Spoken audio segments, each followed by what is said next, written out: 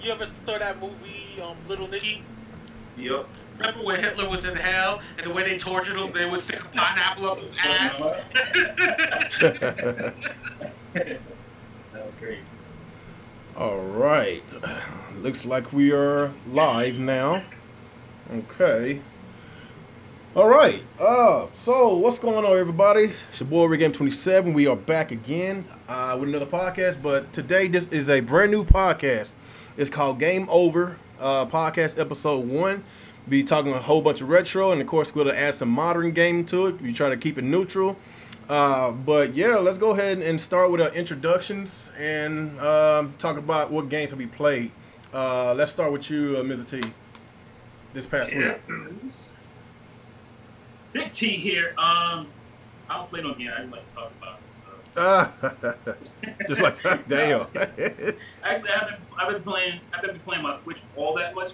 I've been on kind of a retro kick lately, which is kind of important for the podcast here. But I played last Switch game I played was probably Splatoon. I'm still running through the single player mode, which is pretty cool. It's getting better. I'm close to the end of it. Everybody who gets on Splatoon don't mess around with the single player too much. Everybody wants to do multiplayer. But yeah, I've been playing that. I got a couple new games. Owlboy I've been playing. I think it came out last year on my PC. Been playing. What's the other one I got? I haven't played it yet. Steam World Dig 2. I was waiting for the physical copy to come out, but I've been mostly playing like N64 like crazy lately. Been on my Perfect Dark, been on my GoldenEye, bunch of stuff. So yeah, what's up? Okay. What about you, Retro? What you been playing this past week? I've been playing 4 games right now. I've been playing Final Fantasy X HD Remix, which I've been enjoying a lot. In fact, I just did a double playthrough. I beat the game and then started back the game again. The first time I played, I did the Expert Spear Grid, and this time I'm going back with the Classic Spear Grid just to see the differences and feel the differences. The other game I'm playing right now, I went back to Borderlands, the pre-sequel. It's been a lot of fun. I'm also playing Duel Links for any of y'all that play the Yu-Gi-Oh game. So if you're trying to duel me, I'll give you the code later. And I'm also playing that new Dragon Ball Legends, which is pretty dope. That game is so new that they haven't even completed story mode yet. So I'm waiting for the next chapter to come out. And I have a nice little lineup too. I got like a squad of 6 that's already level 1500. Man, that's what's up. Hey, at least you got some time to play some games, because last time I talked to you when you was in New York, man. Dang, I thought you was about to die. I thought you was about to commit suicide or something. You was just freaking terrible. I was really stressed in New York. I see. It was a lot. But yeah, things in VA has been a lot better. I've been out here 2 weeks. I got 2 second interviews, one tomorrow for Comcast and one on Friday, and that'll be for Wood Forest Bank. So everything's going pretty well. Get everything together, stack my money, try to get my girlfriend out here too, because she's having a rough time in New York right now. I'm happy to hear about that. I'm happy to hear about people doing better, doing good, man. Because sometimes you got to relocate to be happy. Just like I had to change jobs. I had to relocate my job because it was too stressful. And it's to a point that they wanted me to basically look at my job as the #1 priority and have my family #2. I can't do that. I can't do that because when it comes to my family is always first. Especially when it comes to my children. And after that whole the situation with them having a problem with me going to see my kids play basketball or soccer, like I was like, no, this is not for me. Because no, don't get me wrong, it's a good job, but I'm not going to live at my job. So that's why I had to. I know what you mean. I had to relocate. That's time you never get back either. Yes, that is true. My kids getting older. My daughter just started middle school, so yeah, they're getting older. I got to be there as much as I can, man. That's another reason why I had to make the move. Because other than trying to save and have our own place, the other half does want to start a family. Wasn't gonna be able to do that in New York. I understand, man. You from the boroughs or you from state? I was on Long Island. Oh, Long Island. Mm-hmm. And Long Island's actually worse now. Reason being is because a lot of the jobs out there are only giving minimum wage. So only giving minimum right now. It's $11 an hour if you live in Nassau County, It's $9.75 an hour if you live in if you live in like Suffolk and Syosset, and 15 an hour if you live in New York City, like the boroughs. Oh, wow. But the problem is a lot of people don't pay attention to the politics of how economics work. And every time you raise the minimum wage, it raises the cost of living. So it's actually better That to is have true. a lower minimum wage. New York is so bad right now that someone that has a bachelor's degree, someone that has an associate's degree, and someone that's never graduated high school are in the same tier, which is level 1. Oh, damn.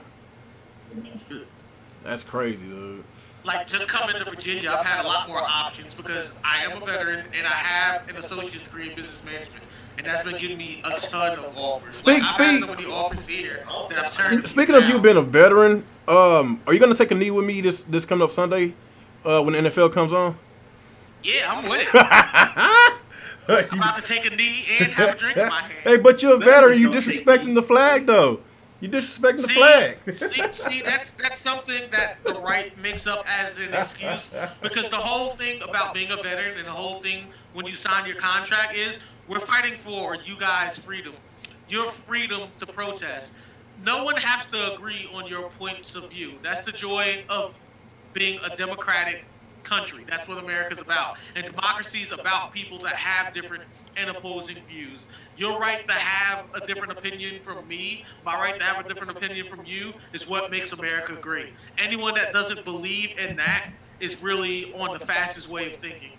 Tell the right ring, Dad, and the alt-right. So, yeah, I don't want to get deep into this. It might piss some people off. But hey, you're a veteran, so I want to get a veteran's perspective on this. So. Yeah, I know what you mean. Anyway, Sims, what you been playing this past week, man? See, on PS4, played God of War, I had to hold that off because, due to work and all that stuff. But before I move on, I say, yeah, retro, I'm a member of Whip4, so, good to know someone who's, part of that, but. Nice, that's what's up. If I get the job with them, I'll definitely contact you, man, because out here, they're pretty big in all the Walmarts. They're in every Walmart in the state of Virginia. Yeah, because we got plenty here in Kentucky.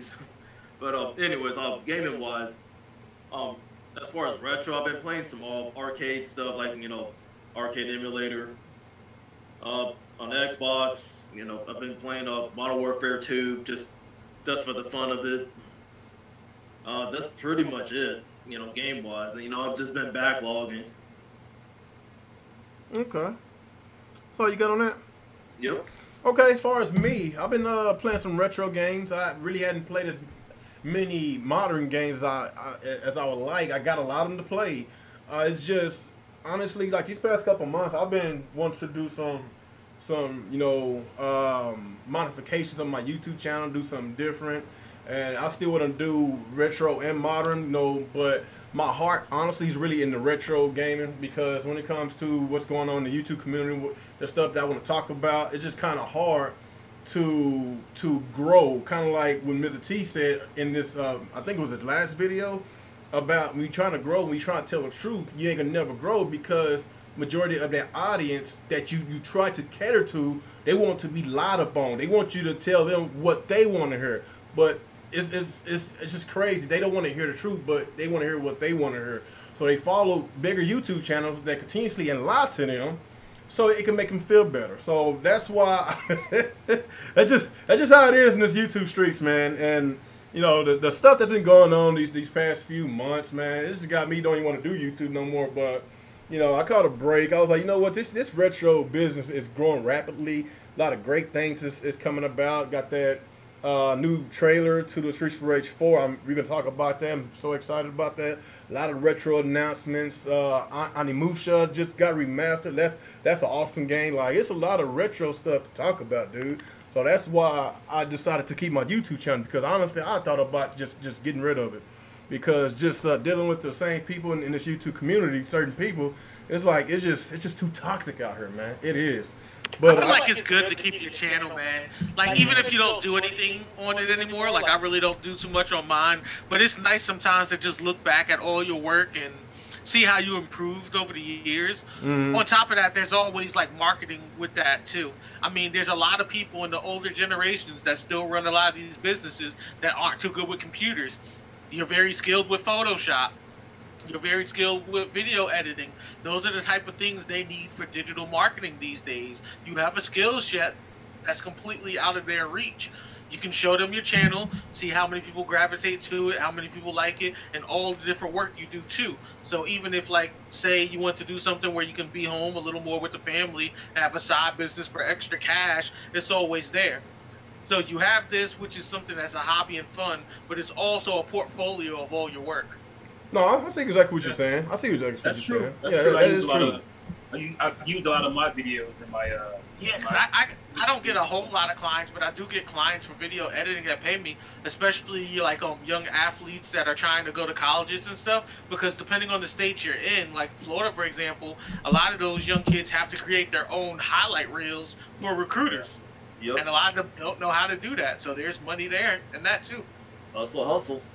No, that's understandable. That's understandable. But I guess the games I've been playing this past week, I didn't even talk about the games I played.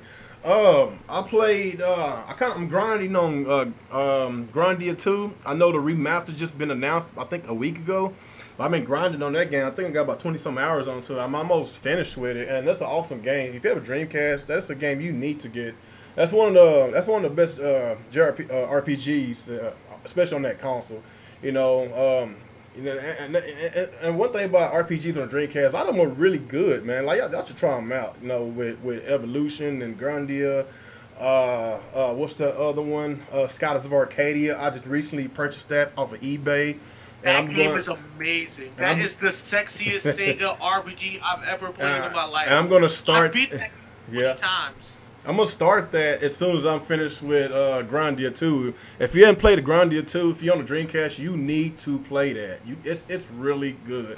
It's so like I said, man, there's so many damn good games on the damn ain't just Dreamcast, just retro gaming in general. That I see why we are getting a whole bunch of these games remastered or remade because there's a market for that, and a lot of us that grew up in that time frame, back in the 90s and early 2000s, we was all huge gamers around that time, so it makes perfect sense to come out and remaster these games or remake these games, so of course I'm playing that. I just bought Shenmue 1-2 collection on the Xbox. It makes perfect sense to buy it on Xbox than the PS4 because the last Shenmue game was on the Xbox. It just sucks that the Shenmue 3 is going to be exclusive to the PS4. It sucks, but oh well. So as soon as I finish with Skies of Arcadia, I'm gonna start on the Shenmue collection. That's another game I played.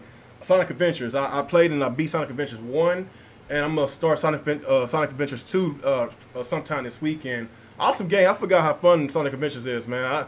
I don't know what the hell Sega's thinking, man. Like I don't know why they want to capitalize off the Sonic Adventure series and keep on giving us these trash Sonic games. Except Minion, that was a really good game. But Forces, it's kind of crazy that Forces is a trash game, but it's so well. That's crazy. How is that sending a message to Sega? It is what it is, man. Played Donkey Kong Jungle Beat, and I actually bought the drums for that. As y'all can see, I don't know if y'all can see it. I bought the GameCube version, the Jungle Beat. Have y'all ever used the little drums on the Donkey Kong Jungle Beat? Yeah. Oh, y'all did? Yeah, so me and my family, we've been playing it. It's really fun, and I'm really enjoying it. And a short game. Yeah, it is a short game. And I also bought this very expensive Eon GCHD. I don't know if anybody got this. This little thing costs $150 to get What you pay for the Longos boxed? It wasn't much. I paid $30. $30. Yeah, and it came with the game. Not bad. It's not bad. Yeah, that's not bad at all. But I wish I paid $30 for this little thing. God, like, don't get me wrong. Like, it's good. Like, this is the best quality GameCube I can play is off of this. I know a lot of people said you can use your old Wii and play GameCube games, but I'm sorry, man. As a retro gamer, I want to play it on the console, man. On the console. And by me plugging that bad boy in there, man, it looks absolutely beautiful, man. Absolutely beautiful. And I know $150 it's a lot. So if you do have the money and you do love your GameCube games, especially if you are a Smash Brothers fan, Melee, get this, because a lot of people that play Smash Brothers own this right now, and they love it. You know, so of course, I remember. I think the reason why it's so much because when it comes to the GameCube, I know we talked about the component cables a while ago. Like it is so expensive to get a composite cable for the GameCube because around that time the only sources you can get that composite cable was from Nintendo, directly from Nintendo. Nobody else didn't have it. So that's why it's so much right now. If you find one right now, it's rare to find. And on average, it's going to cost you between $200 to $300 just to get one. So this is probably the best bet and probably your cheapest bet to play your GameCube games in almost HD, man. It's damn near close. But your picture is a lot clearer. There's no blurs in it, and you get your frame rates is steady at 60 frames, and that's the main thing I want. I want steady gameplay, no lag, and I love this. This is a great little tiny device, especially if you love the GameCube. So I guess that's all I've been playing. I'm trying to think if I played something else. Did I play something else? I played a little Sega Rally 2 and House of the Dead. Played a little bit of that. And Sega Rally is an awesome arcade racer. I love it. It's really fun. I don't know if you ever played Sega Rally before, but it's really fun. So I guess after that, let's go and get started with these topics. Y'all want to talk some retro first? We're gonna get some of this nonsense out the way with the Puddle Gate. Get the nonsense out of the way. All right, so nonsense. All right, if y'all not aware, in these gaming streets these past few days or a few weeks, there's been a lot of stupid stuff with the Puddle Gate. You got the flame wars going on. The Xbox fanboys laughing at the PlayStation fanboys. They say, "Ah, the tables are turned now. Look who's laughing now, punk." All that going on. And, it's not gonna slow down anytime soon, man.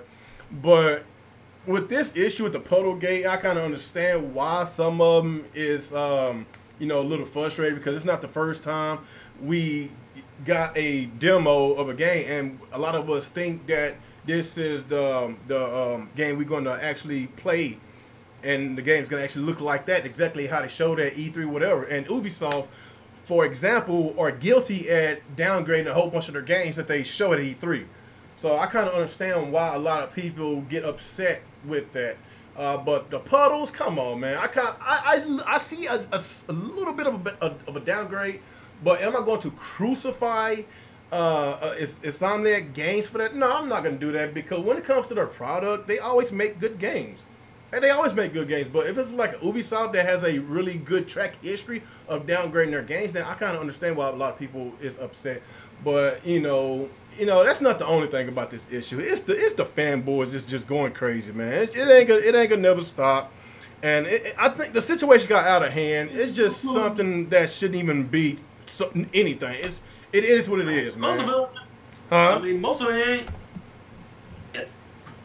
I didn't hear you. Why are you gonna play it? What'd you say? What'd you say, Sinister? I say most of those guys they're not even gonna play. I don't know why they're lying. Yeah. That's true, man. Like, let's be honest. A lot of these people that make 10 videos a day don't even play games, man. Let's just be real. They all up on YouTube every day talking about this and that and the console war and this and that. You look up their gamer score, or you look up their trophies, or you look at what they're playing on the Switch. A lot of them don't even play shit. So this is why y'all don't really hear from me as much because you know what I'm doing? I'm busy playing games, man. I ain't got time for this nonsense, this fanboy, this childlike stuff that's going on in this community, man. It's just it got too old and I'm too tired, man. That's why y'all hadn't seen me because it's just the same old shit over and over and over again. I'm tired of it. Like, I'm too grown, man. I'm in my 30s now. I ain't got time for this shit. Stuff like the stuff that people arguing about. You expect this from middle school kids, man. We got people in their 30s and 40s acting like this. This is crazy, man. Well, what you think about this whole thing, Sinister? I mean, it's just a bunch of, just like you said, it's just a bunch of grown-ass folks acting like a bunch of kids in the schoolyard fight. just one kind of just because like over a puddle, like or a visual downgrade and stuff like that. Yeah, like it's the end of the world or something. It's like, I mean, come the fuck on. The game's gonna be great regardless. It's all about the gameplay, but you know, but the song, man, they're graphic horrors. I mean, that's what the problem with this whole generation. It's just the whole graphic horrorism. It's like they don't even give two shits if the gameplay's great or not. They want to see how pretty it is, and something they want to brag to their boys about. And of course, you know, you got all these other fanboys like Xbox or any other fanboy out there. It just comes like, I think we lost him. you looking like shit now. It's like, no, you. I think we lost him again. Yeah, he did. I think he's still talking. Yeah, I think still, yeah. You there, Sinister? Yeah, I'm still here. Okay, yeah, we kind of lost you. You was cutting off. No, I just, you know, this fanboy's like, oh, like, haha, like, look at y'all now. Y'all talk shit about us not, your game's not looking great. It's like, look at you. It's like, the thing is the end of the world. But, that's all I have. Just a bunch of crybaby grown-ass men just acting like a bunch of schoolgirls on a. Okay, all right. What about you, T? What you think about this Puddlegate? Puddle. Well, all right. You know, I never cared. Like I didn't care. The thing is, like, you have these channels that make you care because you have to create controversy to get clicks on the videos. So that's a big part of it.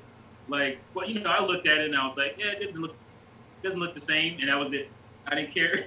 two seconds after that, but people just kept talking about it, and obviously, like, you know, the Xbox fanboys, they don't have much, so they're gonna try to, you know, use this to attack the game or whatever.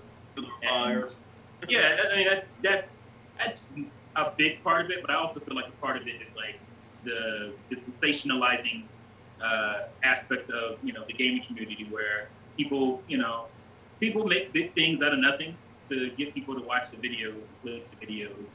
And, you know, people are eating, so especially this time of year, it's like the summer, late summer, and there's really not all that much to talk about, so people have to build up, you know, something to talk about. But it's partially fanboyism from the Xbox community, let's just be real. And it's partially just like boredom and these media tubers who need the views. So yeah, that's how yeah, controversy creates cash. Yeah, because a lot of them they don't have no games to play on the Xbox side. There's no news to talk about. There's nothing big to talk about. So Spider-Man's coming out. That's out of gaming. It's like, right. They'd rather stay, like, they'd rather get up at 5 in the morning, just create, you know, a podcast, arguing. That's crazy, man. That's crazy, man. Like, I don't know, you know, these Xbox fanboys, they done went so far to where they want to pull up the old Spider-Man games, trying to compare it to the new one, talking about these Spider-Man games was mediocre, and all of a sudden it's the shit now. It's an exclusive on Sony's platform. Like, they want to come up with all these excuses about that. I was like, man, y'all are some idiots, man. Like, it's like, y'all looking at the fact that it's Spider-Man, and we never had a groundbreaking Spider-Man game before. Like, it's the game that you must own. I'm just looking at Insomniac history when it comes to their games, and they make really great high quality games. If you love Ratchet and Clank, you know, if you love what's that game on the Xbox that was really good, Sunset Overdrive. They make really good games. If I'm not mistaken, they did the old Spyro games. If I'm not mistaken. Yeah, they started Spyro. So they have a good history. So that's one of the reasons why a lot of people is excited about this new Spider-Man game. And looking at the trailers and looking at the gameplay, it looks really fun to play.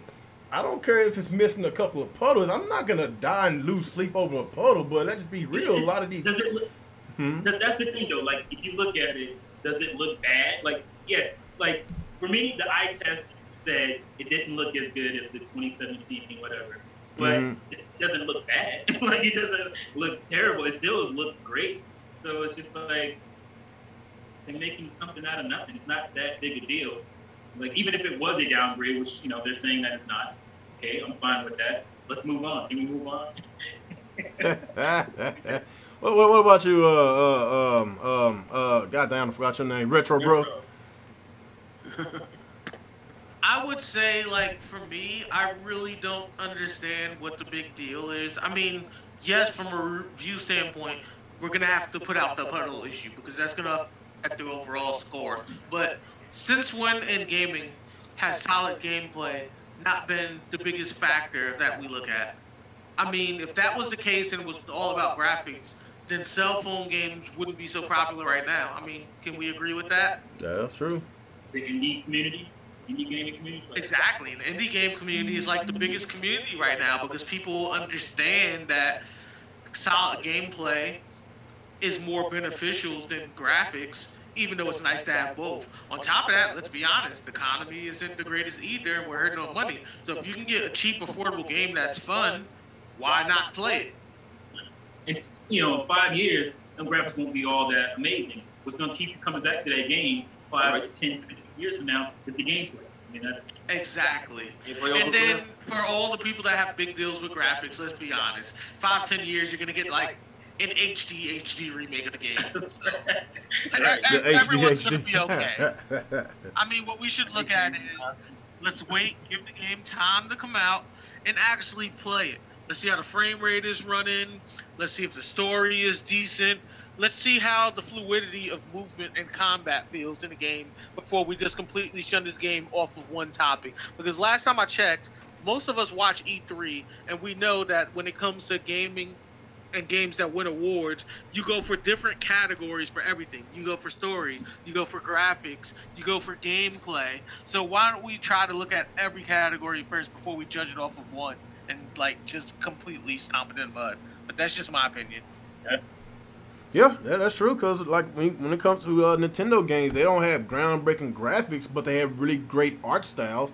And I feel that Insomniac games have really good art styles. It's not always about the graphics. And you're right. Like I would love to have both, but some games are made for that. Some it's not. Like look at Wind Waker, for instance. Like that's not a graphically intense game, but the cel shaded graphics kind of make the game still appealing as of today. Especially on the GameCube. Like, I could still play it on the GameCube, and it still looks nice. You know, another thing, like Breath of the Wild, like, we could go 10 years down the line, and looking at the art style of that game, we can still go back and play it because, you know, Nintendo, they decide to go that route and not trying to go the route that we saw at the tech demo. Remember the tech demo for the Wii U? Yeah. Like that don't look so good today. Yeah. Yeah, it don't look that good today because people, they want realism. Each generation that passed by, they want realism and, you know, stuff like that. The tech demo in which we thought it was. And then let's be honest, like everyone wants to talk numbers, and we can even dispute this with numbers for people that want the numbers. Can we all agree that Pokemon is still in the top 5 as far as games go in sales? Yeah. That's true. Right? And let's be real. Has any Pokemon game really ever seriously dealt with graphics? Like, I mean, they might make the polygons of Pokemon look good, but when you're in a Pokemon battle, what really happens as far as animation? Like, let's be brutally honest. Not a whole lot. You read a bunch of words, right? Yeah. And see a bunch of numbers, and you're like, badass, I just one-shot somebody. That's really what happens. Yep. It's a giant algorithm that you can play on the TI-83. Yeah. Pretty much. Pretty much. So that about wraps it up for everybody with the Puddle Gate. Yeah, man. This whole community has spent way too much time on this. Yeah, they don't have anything else to talk about. Now we got a confirmation of the Nintendo Direct. Now everybody regurgitating the same, same. That's making it like them now.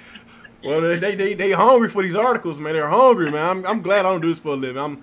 I ain't taking no shots at nobody. I'm just glad I do not do YouTube for a living, man, because it's just too much. Like video gaming is fun for me, not turn it into a job. That's too stressful. Like I come to video games to relieve my stress. Like I don't need to be worried about, oh man, what kind of video can I make? Ain't nothing out there. I gotta make up something. You know, because you gotta pay that rent. To get clipped. Mm-hmm. That's just not fun for me. So I would never turn this into like a bit or like a job. Never. I can understand if There's you people got. that do. I'm not knocking that at all. Yeah. That's great. You can do that, but like this is my sanctuary. I don't want to. Mm-hmm. So the only way I can turn this to a job is that I got hundreds of thousands of subscribers. And when you got hundreds of thousands, that's when you can get more sponsors, more money gonna come in. You know, so that's when you started, you know, thinking about, do I want to continuously do I want to continue my career and what I'm doing outside of YouTube, or do I want to quit my career and make this my new career? Like, it's kind of hard. But here's the thing, though, like, you're saying that and you're right.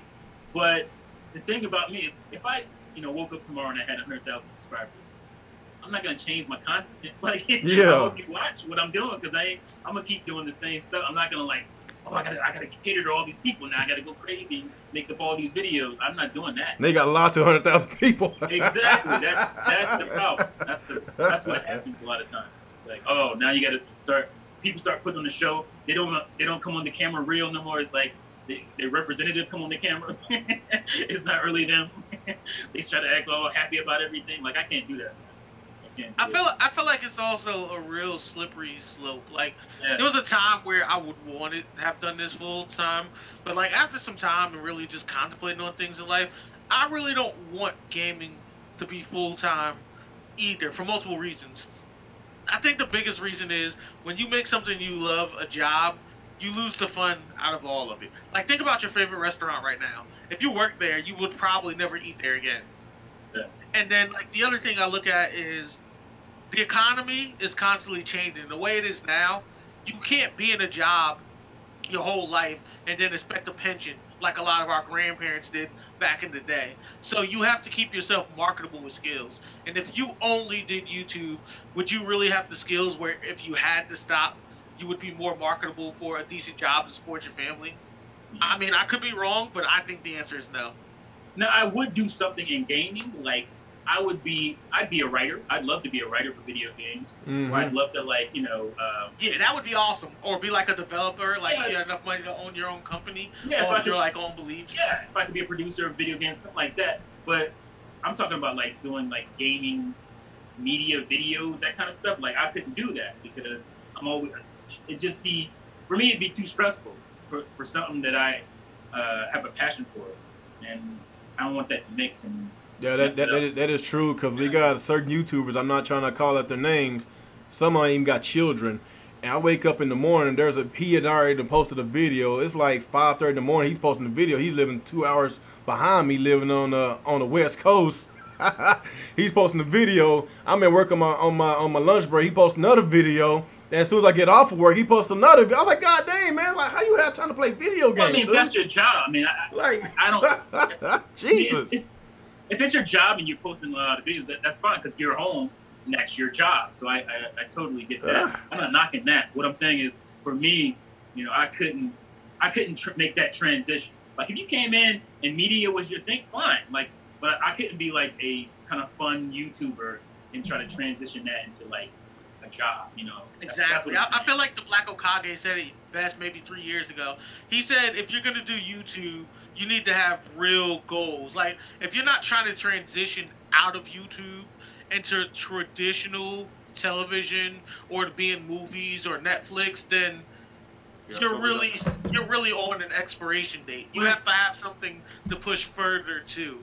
My biggest worry is that I might wake up tomorrow and YouTube is dead. You know, like, there's no YouTube anymore. Like, something happens and, you know, it's not a thing anymore. Like, and the funny thing is, it is kind of dying in the sense that us smaller YouTubers aren't going to have anything anymore, because the way things are going over social media in general, it's indisputable. The government's going to regulate social media as a whole, and when they do, celebrities that follow the rules to traditional media are the only ones that's going to thrive, because they're already built for the platform and the rules that we're going to have to follow eventually.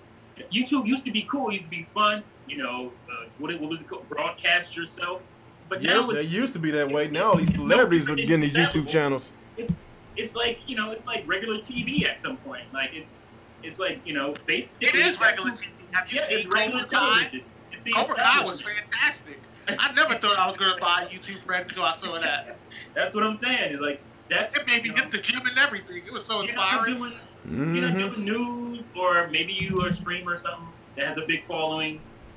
It's gonna be hard to crack in and do anything and move up. You know what I'm saying? Like, it's just, if you're not doing news, or if you're not a big streamer that everybody loves, or something like that, coming in now, It's hard. Good luck. Good luck. Because bro. everybody trying to do YouTube at the same time is making it so hard for your channel to get exposed because of the new algorithm. It's oversaturated. I mean, because Yeah. do the same thing and they're trying to break in. Not everybody's gonna make it. Yeah. And then it's always about what's hot. Like the hottest channels right now. Remember, it used to be reaction channels. The hottest channels right now, if you look on YouTube, are like political channels now. Yeah. People like Ben Shapiro, Dave Rubin, and even EYT. exactly. And I'm trying to remember Joe Rogan too, because Joe Rogan started having I politics. was about to say Alex Jones, but y'all know what happened to him. They cast him out. See, that's what happened. he still did good though, because even though everyone's going to his website now, so he's still making money. Yeah. He ain't hurt. Mm-hmm. Okay, so what the hell was we talking about before we got to this? Yeah. What we was talking? What was our next subject we was talking about? I forgot, We were man. talking about why people are Puddle complaining game. about puddles for Spider-Man. Yeah. Oh, I thought we got rid of that subject. Okay. Well, we're past that. We're just That was the last thing we were talking about. Oh, okay. Okay. Next. Okay. Let's talk about some Streets of Rage 4, man. Like, Yeah. y'all know, ever since y'all knew me as a YouTube, y'all know I've been a huge Sega guy and I've been a huge Streets of Rage guy. And that trailer is almost at 1 million views. I'm kind of surprised. Well, then again, I'm not surprised. But 1 million views for a beat 'em up game, like I'm like Jesus, man. A lot of people has been wanting this game, and Wait, stop you right there. Streets of Rage ain't just a beat 'em up game. yeah, like even the Double Dragon trailer didn't even get that many views, man. And Double Dragon has been out a lot longer than the Streets of Rage franchise, because Double Dragon started on the NES. And Final Fight started. arcade, didn't he? Yeah, like Final Fight and Double Dragon started before the Streets of Rage. Because Final Fight started as an arcade game, I believe back in either 88 or 89, and these first. You're right, 89. And the first Streets of Rage came out in 91. Yeah. So You're supposed to be called Street Fighter 89. So Final Fight was 89. Yeah. Yeah, I knew it was in the late 80s. Final Fight was first. Yes, because I hear this all the time. Like a lot of people talking about Streets of Rage is a Final Fight ripoff, it's a Final Fight clone. I was like, no, I won't call it a clone or ripoff because both games are good, but Streets of Rage is better, man. I'm sorry, man. No, Streets of Rage is better. What I'm trying to say is that Streets of Rage got influence from Final Fight. Yes. Yes. Like they looked at Final Fight and was like, we're gonna make our own Final Fight Mm-hmm. on the Sega console. So that's where it ends. It's better than Final Fight. That's for sure. Yeah, Yes. I mean, think about both franchises came out with, they had their trilogies, but the Streets of Rage one just wasn't more popular. Yeah, and the Final Fight trilogy, Super Nintendo was kind of a debacle because they couldn't even get all the characters in there. Yeah, that's true. And the only way you get to have all the characters, you have to get the Sega CD version, or Yeah, you gotta get the Sega CD version. yeah, because I have Sega CD Final Fight 1 and 2 on the Super Nintendo, and there's only like 2 characters on both games. Yeah. And I believe, and there's I think the third Final Fight has 3 characters. That's the one Guy is in. Yeah, So guys. if you want to look for Final Fight 3 right now on the Super Nintendo, it's hard to find right now. And if you go on eBay, you could be spending over about $100. And if you want, and if you want to know what's crazy, if you want to find Final Fight Guy, you know how much that costs right now for Final Fight Guy? It costs between $300 to $400. I'm not shitting you. It costs that much, dude. I was like, man, that is crazy. I would love to get it, but I would not pay that much money. Like, Jesus Christ, man. And let me pay some bills right quick. I got a donation from who is it? I just saw it a while ago. Hold on. Phone's acting up. I saw a donation. I don't want to forget them. Lorcan Gold. Appreciate your donation. Give me a $10 donation. Said, what's up, real? Welcome back. Appreciate the donation, buddy. And I'm going to try to do some more of this, man, because like I said, retro gaming is my passion. I'm pretty sure a lot of y'all love retro gaming, and I would like to do a lot of this going forward. I'm going to still do some modern games, but y'all know how I feel about retro gaming, man. So if y'all love retro gaming, retro talk, there's a lot going on in the gaming industry right now, so there's a lot for me to talk about. I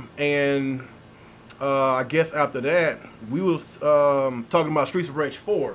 So, okay, that trailer that we saw the other day, Like, I like the art style. Some people was complaining because it was like, oh, this doesn't sound like the original creator of Streets of Rage. It's not the original. Who was the one that did the music? It starts with a Y. I can't remember his name. I know you're talking about. People say if such and such don't do the music, I'm not buying it. I was like, oh my god, man, shut up. Like we got like everything to be the same, man. People were asking him, and he said he can't talk about it. So to me, that means he's doing the music, because he could just say, "Well, I'm not doing it," if he's not doing it. But he said he can't talk about it. That sounds like he's doing the music. Yeah, like like a non-disclosure agreement. Right, right. If he wasn't doing it, he'd just say, "I'm not doing it." Yeah, like I remember, we only got like a 50-something second trailer. Like, people was already judging the game based on less than a minute. Not like even that. You only got 8 seconds of gameplay.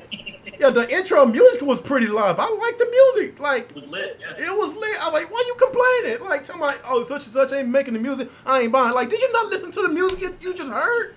Like, look at the art style. Like, people want the 16-bit. There's nothing wrong with the 16-bit. I like that art style too. Like, Double Dragon Neon, they didn't do the 16-bit. Like, they went to that art style, the hand-drawn art style. And I know the most recent Double Dragon that came out was last year. They kind of went back to the 8-bit. But Dragon 4. Yeah, something like that. But either way it go, man, like we've been asking for Streets of Rage for over 20 years, and people still want to complain. Like, come on, just be happy that we got the damn game. Like, Jesus Christ. You can't please everybody. No, you can't. You can't please everybody. They're always gonna find something to complain about, regardless. You only saw 6-7 seconds of gameplay. You know nothing. Give your complaints until you know some information to complain about. Oh, where's Max at? Oh, where's such and such? Where's Skate? Where's this? Where's that? Like, come on. We got 50-something seconds of gameplay. You know they're gonna be in the game. I have 100% belief that all the characters will be in this game. Probably so. Probably so. Like they only showed us like what, maybe 5 to 6 seconds of actual gameplay, and the rest was like animations. Like, come on, that tells you that the game is still in production. They're still developing this game. So just be patient. Just be happy. Like, I've been remember last. Oh, go ahead, Sister. Yeah, that's the reason why it's called a teaser trailer. It's like, yeah. They want to see the whole damn game in the teaser. I know, man. Like, hey, at least we got a teaser trailer from them. Like, only teaser trailer we got from Metro was a title screen. Right. Come on, man. Happy. People still ain't happy. We haven't had a Streets of Rage game since '94. I think people forget that Streets of Rage was always known for having codes for extra characters too. Like in Streets of Rage 3, not only could you play as the kangaroo, but there was a code on hard mode where you could play as Shiva the whole game. Yeah. And Shiva was actually a villain, so... I mean, I'm sure they'll have a lot more creative possibilities going on too. Oh yeah, this is gonna be a love letter, Chris. Yeah. Yeah. Yeah, if you play the Japanese version, you get that Ash guy unlocked too. Yeah. Mm-hmm. Okay, so T, what you think about the 6-second gameplay and just the whole overall trailer? What do you think, man? You think we're gonna get something a lot similar to what we got back in the day? Dude, I loved every minute of it, and even like the music. We don't know who's making it, but I like if that's the music that's going to be in the game. It's going to be that style. I'm loving that because it has, you know, it harkens back to the old music, but it has kind of a newer vibe on it, which it's great to me. Like you gotta up some stuff. You gotta make it more modern. You gotta make some things more modern. And I think the gameplay will also evolve. I don't think it's just gonna be, you know, your regular beat 'em up. I think they will add some stuff to the gameplay. You know, this is all speculation, but I love how it looks. I never had a problem with that. I know some people had to warm up to it, which is fine. I get that. Mm-hmm. But the fact that this is even a thing, like this game, we haven't seen a Streets of Rage game in 24 years. Like, that's insane for them to even give us one. Like this, you know, this is even better than like the Mega Man thing, because we have been getting Mega Man games, you know, just not the style we want. Mm-hmm. But this is like throwback to '94 Streets of Rage. Like, this is great, and I think just because they're doing it, we're gonna get a lot of fan service. and I think they're also going to modernize it too.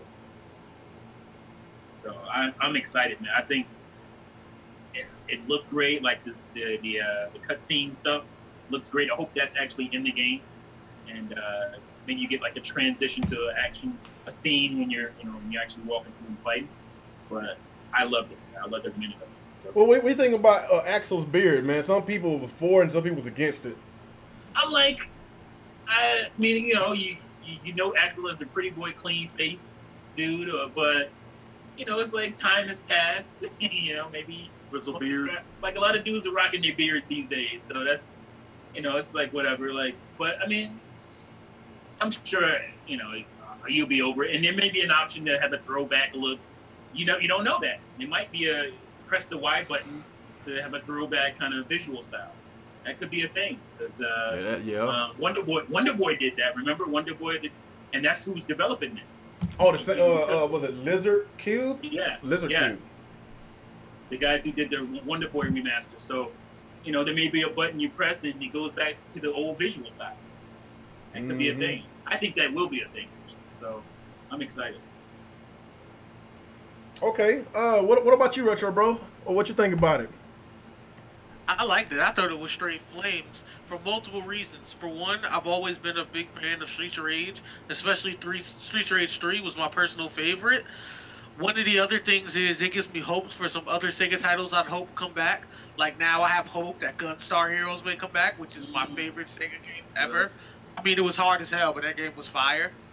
Also, one of the things I hope they do that I've been seeing with a lot of newer games, especially like the Ninja Turtles that came out fairly recently. Yeah. I'm hoping they do a little more chaining with the combos. Like, I don't know how much you guys remember with the original system, but you can do normal attacks to your dash attack specials for any characters that had dash attack specials, but you couldn't chain the dash attack special into your regular special. For example, if you were Axel, you could do punch punch dash into the bare knuckle, but you couldn't follow the bare knuckle up with the dragon punch. Mm-hmm. So it'd be pretty cool if you could not like chain your dash special into like your health gauge special, the one that takes away your health, like a dragon punch. I think that'd be pretty beast. Yeah. I think that's what I said about modernizing. I think they will add like a combo system to it to some extent. Nothing too crazy, but I think. And it would be pretty raw, even if they had like a bar that went into like a little CGI special. That would be pretty. It kind of be like a Street Fighter thing where they kind of go into it, maybe put 2 or 3 shadows behind them, and they just do like crazy damage with a really cool combo. Not something too crazy that's just going to completely stop everyone from moving. Because we know it's going to be multiplayer. Streets of Rage. Right.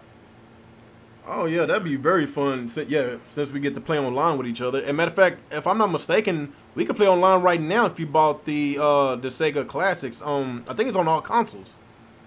Am I right? Yeah, it was free like a few months ago. The great one. Yeah, I bought the Sega Genesis Classic. It comes with like about 50-some games. I think you can play online. I got to look at it, man, because it would be kind of cool to play online with some of y'all guys. I know a lot of y'all Streets of Rage people, fans, and I see you in chat. Let's get on that Streets of Rage, man. Like that's an awesome game, man. I'm with it. I'll actually have time to play. Good for you. I'm glad, man. Like I was actually feeling sorry for y'all. I was about to do a GoFundMe for you, man. I was like, man, I feel sorry for a Retro Bro over there, man. Dang, I'm about to donate you some shoes and some clothes and some canned goods and some ramen noodles, man. Jesus Christ, it was that bad with you, man. I'm glad you're doing better. I've been buying tons of ramen. Man, god dang, man. Shit, I'm about to give you some ramen noodle coupons, man. Shit, man. That's hard times. The only time I was eating regular food was date night when I took my girl out. Yeah, but like with all before I go, Sinister, what you think, man? I mean, shoot, man, that trailer was the teaser was straight fire, man. It's like, of course, I mean, seeing the beard on Axel, it's like, of course, I mean, he's got to evolve sometime. I mean, that grizzle beard look, and shows up what he's been over the years and stuff like that. But of course, Blaze, I was like, whoa. Mm-hmm. It's like a snack. What? I know, it was like, I mean, she can almost rob a Chun-Li in looks department. But anyways, I mean, shoot, I can't wait for to see more. Like, whenever it gets closer to release. stuff like that. And of course, like, you know, that mystery chick towards the end, you know, you see like actually, you know, going for that, you know, that burned knuckle and all that stuff, and just like lighting it off the ground. It's like, man, it's like, yeah, it's just something to whet your appetite. It's like, I was like, dang, it's gonna be Street Fighter. Like, and of course, like, you know, people wonder like the characters, like, you know, the incoming months, you're gonna see that. I mean, just like I said, just gotta be. Who did they show? Just think about who they showed in the trailer. Real about it. They showed the 2 characters that's in all the games. Right. And everybody's wondering, like, where's Adam? Because Adam's only been playable in the first one, and of course, if you have like that remake, you know, you get to use them, but still. Speaking of which, why is Blaze still 23? Right. She did not age. Well, Like, did she drink the same water elixir that Max Hiroshi drank to be immortal? Like, she just doesn't age well, anymore? then again, I don't think Axel aged neither. He just got a beard. He just got a beard. He just got a beard. He still got the, you know, the blonde coif on him. He still looks young. He just has a beard. Yeah, because if he actually aged 20-some years, he should be going gray right now. If he was in his 20s back then, he should be in his 40s, going on his 50s. He still got all his hair, and it's still blonde. 20-year-old specimen, that dude. Axel looks like he came out of retirement, like Mega Man still is. Just saying. Oh man. Look, Okay. he's retired. Isn't he wearing like stonewashed jeans, like with a sweatshirt tied around his waist or something? Like, he looks like a throwback looking character. Nia says she wants to see a grown skate. I don't know, man. I don't know. I don't know. I don't know about thinking that. about I like, love seeing him on climbing on top of people, like, beating the hell out It of would their be heads. funny. Like, imagine if they parodied them. Like, you know how some games like Shaq Fu's been doing like Kim Kardashian parodies and stuff. It'd be funny if they made him look like a pixel or a GIF of a celebrity. Like older Skate would look like Bow Wow and Roll Bounce. That'd be hilarious. I've seen fan art. I've seen like fan art of him being older, but I don't know if I want that. So how would that work out if Skate wound up being older and he's a grown man and he still do that same move, climbing on people, bash them in the head? So how would that work? A 30-year-old dude on some skates. He gonna do it WWE style. Instead of jumping on top of them, he gonna do the Hurricane Run. Break their neck. Exactly, that's the point. Instant kill. Damn. I mean, Adam was like, you know, speaking of Adam, heck, he'd probably be, you know, sporting a bald look or something like that. Yeah, like, you know, was he like police commissioner in the third one or something? Like, Yeah. he would be like a old potbelly dude. Bald head. Yeah, bald. All probably got a I don't beard. want to see that, you know. So What about kangaroos? Like, what do y'all think? Y'all don't, is that y'all least favorite? I know a lot of people don't really care about the kangaroo character. Nah, Rue had hands. People sleeping on Rue. They sleeping on Roo? Rue did, yeah. He had the boxing arts. Oh man, that's crazy. I just want them to have like really corny puns that are hilarious. Like Axel be like Usher's soundtrack, this is gonna burn. And then he does the dragon punch. Oh, Yeah, that's extremely corny, man. I don't want that. Oh man, like I said, man, like we only got 50-some seconds of that trailer, and I'm excited. I'm just so excited to see more. And what's the next gaming event? The Game of the Year awards. When's the Tokyo Game Show? TGS, yeah. So when is that? That's like a number. TGS is in. So December. So basically, next couple of 2 to 3 more months, we might actually get some more gameplay of that, since they said it's supposed to come out early 2019. So, man, we got a lot of great games coming out next year. Did it say early 2019? Did it? I might need to go back. I know it said 2019. I'm not sure if it did say early 2019. I gotta go back before 2019. I remember saying 2019. I don't remember early though. Okay. Don't let me lie to you. Don't let me lie to you. I mean, think about it. In January, you're gonna get the Ominusha remake, and you get the Resident Evil 2 remake. Like, this has been a generation of remakes or remasters, like Shadow of Colossus, Strider, Wonder Boy. Like, Jesus, man, this is what we've been asking for, man. Especially you know what it is though. It's the influx. It's the influence of the retro gaming community. That's what it is. Yeah, it's our age bracket, because we grew up around that time. Like, in the 80s and 90s, we was either kids or really young kids or teenagers around that time. And now we adults in our 30s and 40s.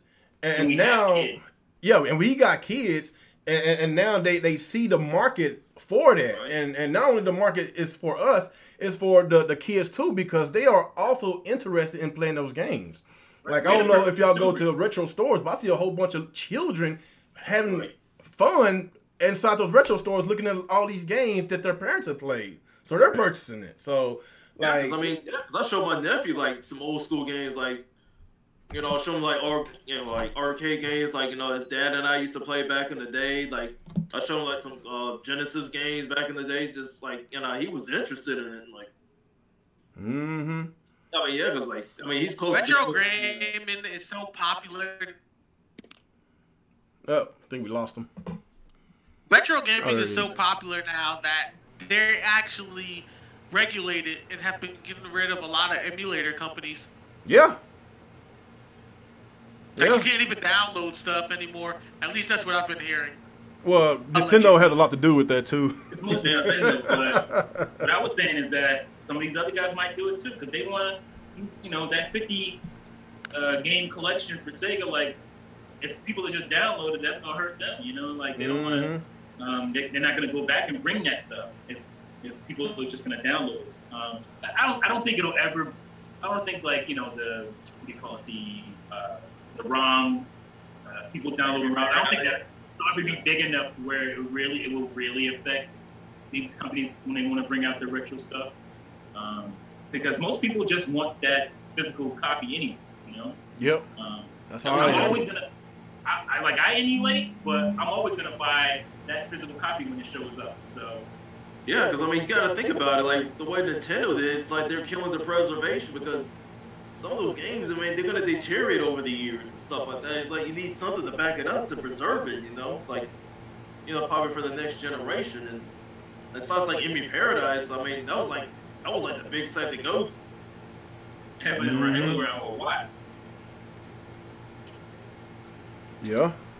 So I guess everybody got their intake on the Streets of Rage 4, and I guess my intake, I enjoyed it. I love the new art style, and I'm for if they give us if we hit push a button and we go back to the 16-bit style. I would love that, kind of like how with the Ultimate Street Fighter 2 on the Switch, you could play either the new style or you go back to the old style. I like that option. So it wouldn't kill me if we can get that option. But with the current style, the current art style that we have now, I like it. The game looks fire. The art style looks fire. The little 5 seconds of gameplay looks fire. The soundtrack is fire. It was less than a minute. So, like I said, people, I'm very excited. And just looking at the views that a 2D side-scroller game had, like almost 1 million views and still counting, like that tells you that people has been hungry. And Sega knows it. Everybody knows it. Sega said this back in 2017, back in the late spring, early summer 2017, that they was going to invest about $500 million in the research and development, and they was going to work on reviving old IPs, in which they are correct. And they basically, put their money where their mouth is. Like Shenmue got revived, got the Shenmue Collection 1 and 2. Shenmue 3 is on its way next year. Sonic Mania, Streets of Rage 4 finally got announced. Wonder Boy. What else from Sega they got revived? Grandia coming 1 and 2. Oh, Grandia 1 and 2, that got revived. Man, if only they could do Skies of Arcadia. Like, come on, Sega, please. Skies of Arcadia is coming. I have no. Oh my God, that would be so awesome, dude. The streets need Skies of Arcadia because the game ended with kind of like a blanket statement that a second one was going to come out, and we never got it. Yeah. Well, I was reading about it, and even though the game scored very highly, it was a critically acclaimed game. It's just they didn't get the sales that they wanted, so that's probably what it was. And at the same time, there was a lot of great Dreamcast games. It's just it was a low production because of the situation Sega was in. And plus, then the other problem with Skies of Arcadia was back then, RPGs were not as difficult unless they were Final Fantasy, Mm-hmm. and that game was really difficult. Like, you had to do a lot of grinding. You had to do like a lot of puzzles and stuff to try to get through certain places, and it was just beyond tedious. You would spend 20 hours on one island alone just to get to the next island because you needed a super drill to be able to drill through to get to the next area. Like, it was crazy. Mm-hmm. Like, speaking of Grandia, yeah, I see it's not from Sega. That's an Ubisoft IP. Yeah. Like Ubisoft, they used to be heavily into RPGs. What happened? Because let's not forget Evolution 1 and 2 was on the Dreamcast as well. Yeah. Like, I don't know They chased the money. Ubisoft, I mean, in that area, if you think about it, Dreamcast, late Dreamcast, into 2000, like there wasn't outside of Square, nobody was really making money with RPGs. There was a lull in the people playing them, and like the Xenosaga, those games, like everybody loves them, but they didn't really sell that great. Yeah. Well, they kind of ruined it too after the third one. Like, I the think first two Fantasy Star did good. Fantasy Star Online. Fantasy Star did pretty well. I'm just saying, like, it wasn't as big as it was in the 90s. Like, Yeah. as far as Yeah, I know what you mean. Like, Tales and Final Fantasy have really just been the two names everyone goes to now. Because what happened was the influx of first-person shooters. And Yeah. that went up, and that's where Ubisoft went. They went to shooters and stuff. Yeah. So, You know what else may be another problem too? Now that I think about it, what's up? we didn't really mention this, but every game that's out now has RPG elements. Where in the 90s, Oh, yeah. that was only like role-playing games. Because now 2K has RPG elements for your characters. Yeah. Your cell phone games are all RPG-like.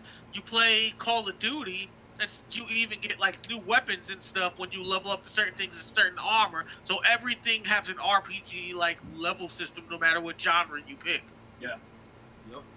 Yeah, if you think about the RPGs right now, like on how it didn't used to be as popular back then, even though we had a lot of them, but look at the RPGs we got now, it's selling well. Like, for instance, Persona 5. Like, I never in my life think a JRPG like that will sell over 2 million copies and still counting. And look at the Xenoblade franchise, and that is a promising upcoming franchise. And the one on the Switch, that's the highest selling Xenoblade game ever, and it's still selling. So there is an audience for that type of games, and I feel that the gaming industry is starting to capitalize off the success. And like I said, don't be surprised if Sega come out with Skies of Arcadia. Don't be surprised, because a lot of people has been begging Sega. Like I was one of the main ones on the Twitter feed asking for Streets of Rage for years. Like if you keep asking them, then they will eventually listen and look what's going on. Been asking for Shenmue, that was the main games I've been asking for all these years. The Shenmue and of course Streets of Rage. Now if we can get these other IPs like Vector Man, Shinobi, like the last Shinobi that I know of was the one off the PS4, not PS4, the PS2, and I just purchased that bad boy the other day because I never played that one. And I know there was a one off the 3DS, but I never played that one. But it's been a very long time since we had a proper Shinobi game. And the one on the Saturn, it's okay. Shinobi Legions. Yeah, it's okay. Yeah, The last decent Shinobi game I remember was for I think PlayStation 2. PlayStation 2. Yeah, they made a Shinobi 1 and then Shinobi 2 with his girlfriend that you saved in the first one. Yeah, And it was really cool where if you did the combos properly, you would get those cutscenes that insta-kill. Yeah, that game was hard. So really, this the game you talking about? Hatsuma. Yeah. This what you talking about? Hold on, let me check the chat. You see it? Yeah, that game is fire. That's the one you're talking about. Yeah, Yeah, that's like, the one that that I never played before. I just bought that the other day. Yeah, that I just bought it the other day. It's really, really hard. Yeah. I would highly suggest, this may sound funny, but start below normal. Because you can't beat the game without chaining combos. Like, you cannot beat any opponents without combos in that game. Oh, is it that Everything hard? relies on combos. Yes. You can't beat any enemies without combos. That game relies on combos. like Ninja Gaiden. And if you're hit, you're knocked out of a combo. If you Damn. miss the timing, you're knocked out of the combo. So when you get the really hard fights, you have to dodge attacks, chain combos together, and not miss the timing of combos while being shot at the same time. Dang, that's You crazy. can't kill an enemy without combos in that game. Yeah. That was the learning curve because like Shinobi games before that wasn't about that. That was more Ninja Gaiden made transition. They were about that combo stuff. But Shinobi was never about that. And so Yeah. it's a weird transition, and that's what made it kind of hard. It was just like action and platforming. But you remember that Nightshade game that came out around probably the same time? Oh yeah, that's supposed to be that was the sequel of Shinobi. If I'm either the sequel or it was a spinoff. I think it was a spinoff. It was a spinoff. So yeah, you're right about that. It was 2 of them. But I don't think they sold well because I hadn't heard from them since. The first one did really good, but the second Shinobi game where you played as his girlfriend didn't do too well, and they also made it a lot easier. Oh really? Yeah, because what they did was in the first game, you had a lot of options like shurikens and stuff, and they were somewhat useful, but they made them scarce. So you would have very little of them, kind of like Resident Evil with survival and bullets, and you would have to really save them for boss fights. If you were really good, then you would save them for boss fights, and they would help a lot, but they didn't give you many of them. In the second game, they made items less scarce, and you could kind of farm for them pretty easily. So you could just skate through the game with just spamming elemental shurikens opposed to mastering combos, where the first game relied on perfect timing, perfect execution, and combos to win. So it broke the game by giving you more availability to weapons. So which game do you think was harder, Shinobi or Ninja Gaiden Black? Which one you think? I would say Shinobi because Shinobi didn't control as well. I think that also affected how the hardness of the game. Like it didn't control as well as Ninja Gaiden Black did. So I would say Shinobi was harder, but it wasn't because of the gameplay. It was because it wasn't the tightest of controls. Yeah.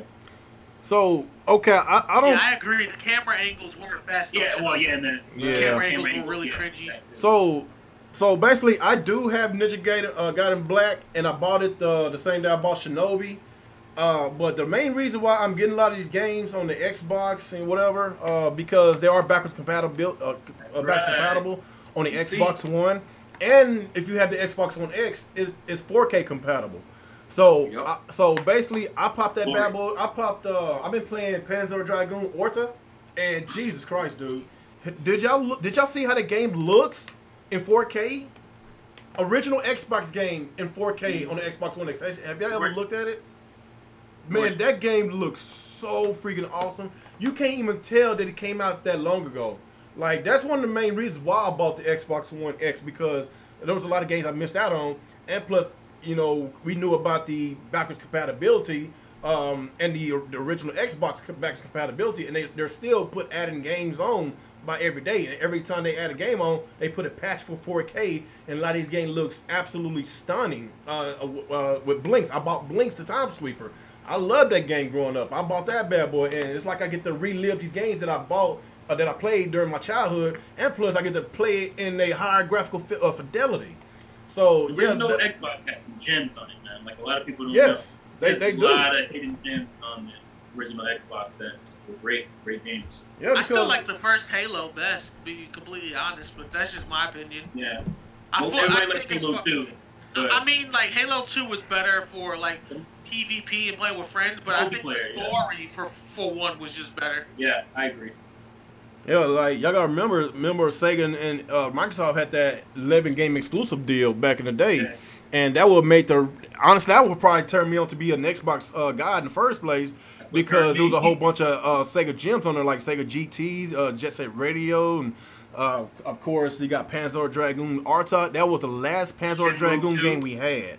So speaking of Jet Set Radio, I'm a little triggered right now. How many people in here remember the game Hover? That was the spiritual successor to Jet Set Radio. Yeah. The game is incomplete. I would highly suggest not buying it. The game is not complete. They never completed it. It's still an alpha. Really? Really? I paid for that game almost 2-3 years ago. I can still log into it now, and it is not complete. Like, a lot of the stages and stuff are not done yet. They never finished the project. Wow. That's crazy. Well, I would hope they wouldn't put it out there on the Switch unless they finish all the versions of it. I would hope so. because I know I paid in advance to do it, and I still don't have all the levels. That's crazy. Mm-hmm. And I paid for it almost 3 years ago now. Are you serious? Research. Yeah, that game was announced a long time ago. Exactly. Okay. Days, and see, that's some of the problems sometimes with these crowdfunding games, especially on Steam, which is something Steam is trying to fix now. But they can greenlight games that are ideas that people like before they get completed, and these companies can collect all the money they get and then just decide to stop all of a sudden, and then you really can't do anything to get your money back because they were greenlit off of the faith of the demand of what people wanted. Mm-hmm. And there's a lot of games like that on Steam, and because of their new regulation, they're slowly starting to get taken down. But there's still a lot of games out there on Steam, especially indie games and crowdfunding projects, that have that issue, and that's taking a lot of people's money and complete. Broken trash. Okay, we still got a couple more topics. We keep getting off track. I guess it's the reminiscence of this retro gaming. But okay, the Nintendo Direct. This shouldn't take long. So, what are y'all thoughts, man? What I know exactly what they're gonna show. It's supposed to be a 30-something minute show. I swear to God, if we see any more Smash Brothers, I swear I'm going to go on the rent, dude. Dude, enough with Smash Brothers, man. Dude, this year, like, it's been bare bones for the Nintendo Switch with me. I'm sorry. It's been bare bones. It's been a port. Remember how people was talking about PlayStation 4 as a port station because all these remastered games keep coming, you know, the PlayStation, and they call it the Indie Station 4. Like, look what the Switch going through. Bunch of ports and indies. Like, we don't have... I said that a long time ago. People got mad with me. Like, I know, like, a lot of us came from Nintendo fans, called the Indie Station 4, the Port Station 4. And now they want to praise the Switch. I'm like, oh, my God. Wait a minute. Shut up, y'all. Like, come on. Like, I don't believe you. The only game that I'm currently playing right now and I'm enjoying is Octopath Traveler. That's the only true exclusive this year to me. Kirby. I like Kirby fan. I'm trying not to dog. I'm trying not to dog cuss the game, man. $60, man, for that. I'm sorry, man. It's not worth $60, man. Oh, that's all I'm gonna say, man. That's all I'm gonna say. I don't want to say nothing else because I'm gonna trigger some people, man. It's not a bad game. It's just it's not bad. It's too damn easy. That's the problem. It's too easy and it's too short. And you know, there's no. And another thing, there's no online multiplayer. Like, why we keep getting charged $60 for games that you would think it makes sense to add online, you know, functionalities to it, like online multiplayer, and we don't get it. Like, for instance, with Mario Party, I don't think we get online with Mario Party. Like, yeah, it's online. Mario Party's online. So we get to play online now? Yeah, they confirmed it, yeah. So you get to play online with your friends? Yeah. Really? I don't know if it's, like, I don't know if you can play, like, regular boards. I think there's specific boards you can play, but it's not, it is online, though. I'm going to have to research that bad boy, because last time I checked, there is some online functionalities. Maybe you can see people what they're doing, but it's no, you can play. I don't know if it's a full board, but I know mini games is a thing. I don't know. You have to look it up. But okay. I haven't really paid that much attention to it, but I know that you can play online with friends. Okay, I hope so, man. It's just some of this stuff with the Switch. I know Switch has been very popular. You know, the Switch is an enjoyable console, but let's just be real. The second year of the Switch has been bare bones, man. When it comes to Nintendo, new Nintendo content, it's been bare bones, man. When it comes to new AAA third-party games, it's been bare bones. We get a whole bunch of games, but they're ports. Like, for instance, like, a lot of people have been asking about Call of Duty Black Ops 4 for the Switch. I was watching Super Metal Dave's video. Boy, I tell you, he been pissing a lot of people off, man. He showed one of the developers when they asked about the Black Ops 4 going to the Switch. He busted out laughing, man. Like, here's the thing. Like, oh my God. I'm not really sure why it's not like Switch can't run or play Black Ops. I'm like, so I was a little confused by it. It didn't bother me. I was like, whatever, man. The Titanfall director laughed too. Yeah. He wasn't laughing at themselves. Like that's crazy. Why everybody keep laughing at poor Nintendo, man? That's crazy, dude. It's being disrespectful, man. Oh my god, man! I ain't trying to get too deep into that, man. It's just crazy, man. You know, so okay, tomorrow the direct I think it's supposed to come on at 5 o'clock Eastern. Is it 5 o'clock or 6 o'clock Eastern? It's 6 o'clock Eastern. 6 o'clock Eastern. Okay. Yeah. So what do you expect from the direct, T? I expect one pretty big announcement, and it's something that fans have been wanting. I'm not gonna say nothing. You know, I might have heard a few things. Yeah, I'm a little bit of an insider to myself now. But there will be one pretty decent announcement that'll make a lot of core Nintendo fans pretty happy. I'll say that, and I think they will. Like, I actually think you might even see something Metroid Prime 4 release. Man, don't tease me, dude. I'm not saying I know. I'm not saying I heard anything about that. But I'm saying I have heard there's a pretty big announcement for fans.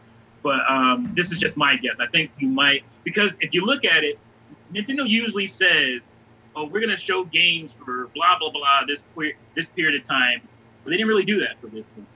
You notice, you look at the press release, it didn't say Switch games for throughout the rest of the year. It didn't say that. So I think there will be some stuff for next year, and might be some stuff that we've already seen something of, like, you know, maybe like a Fire Emblem or something like that. But I think there'll at least be one new game announcement, or one thing that we haven't seen, even if it was an announcement, like Metroid Prime 4. So I'm not gonna get hyped about it. I'm not gonna go into it thinking, yeah, I'm gonna see that. But I think we'll mostly be happy. Most fans will be happy with this direct. Okay. All right. That's all you got? Yeah, pretty much. What about you, Retro? What you think? You there, Retro, bro? Yeah. Yo, Retro. Talking? Guess we go back to him. What about you, Sinister? I'm sure they'll probably throw some surprises in there, you know, just to, you know, keep the fans happy, things like that.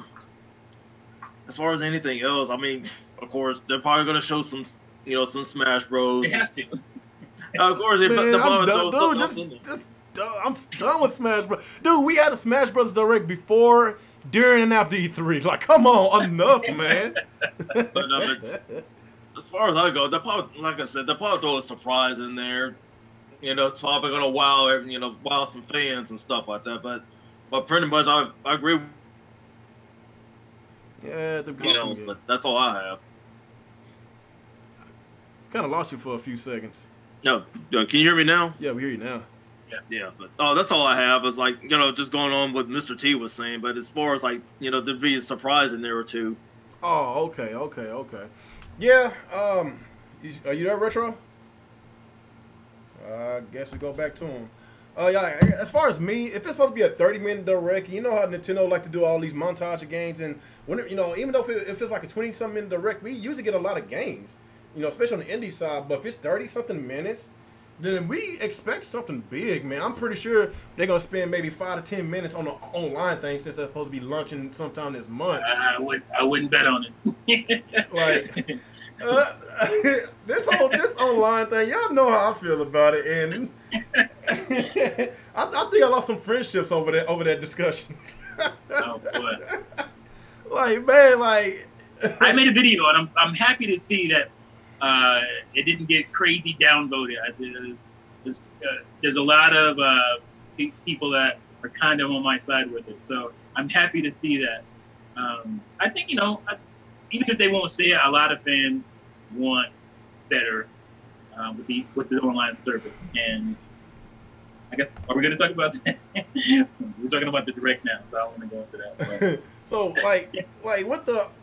I know for a fact they're going to discuss the online, man. Like, come on, like, NES games. Come on, how cheap can you be, Nintendo? NES games. Let's be real. Majority of us rather have Super Nintendo games, not NES games. Like, come we're on. all retro gamers, and we're not excited for NES games. Like, No. don't get me wrong. I'm a huge Sega guy, but I'm not a big fan of the Master System. Like, come Yeah. on, man. Like, I love. No, don't get me wrong. No, like, big props to 8-bit because if it wasn't for Nintendo, then the market in the US wouldn't be as big as it is. Like, thank Nintendo for that. You know, but after the 80s, like when the 90s came around, or 89 when Sega came, the Genesis came to the console market, you know, like, it changed everything. And this is what a lot of us want.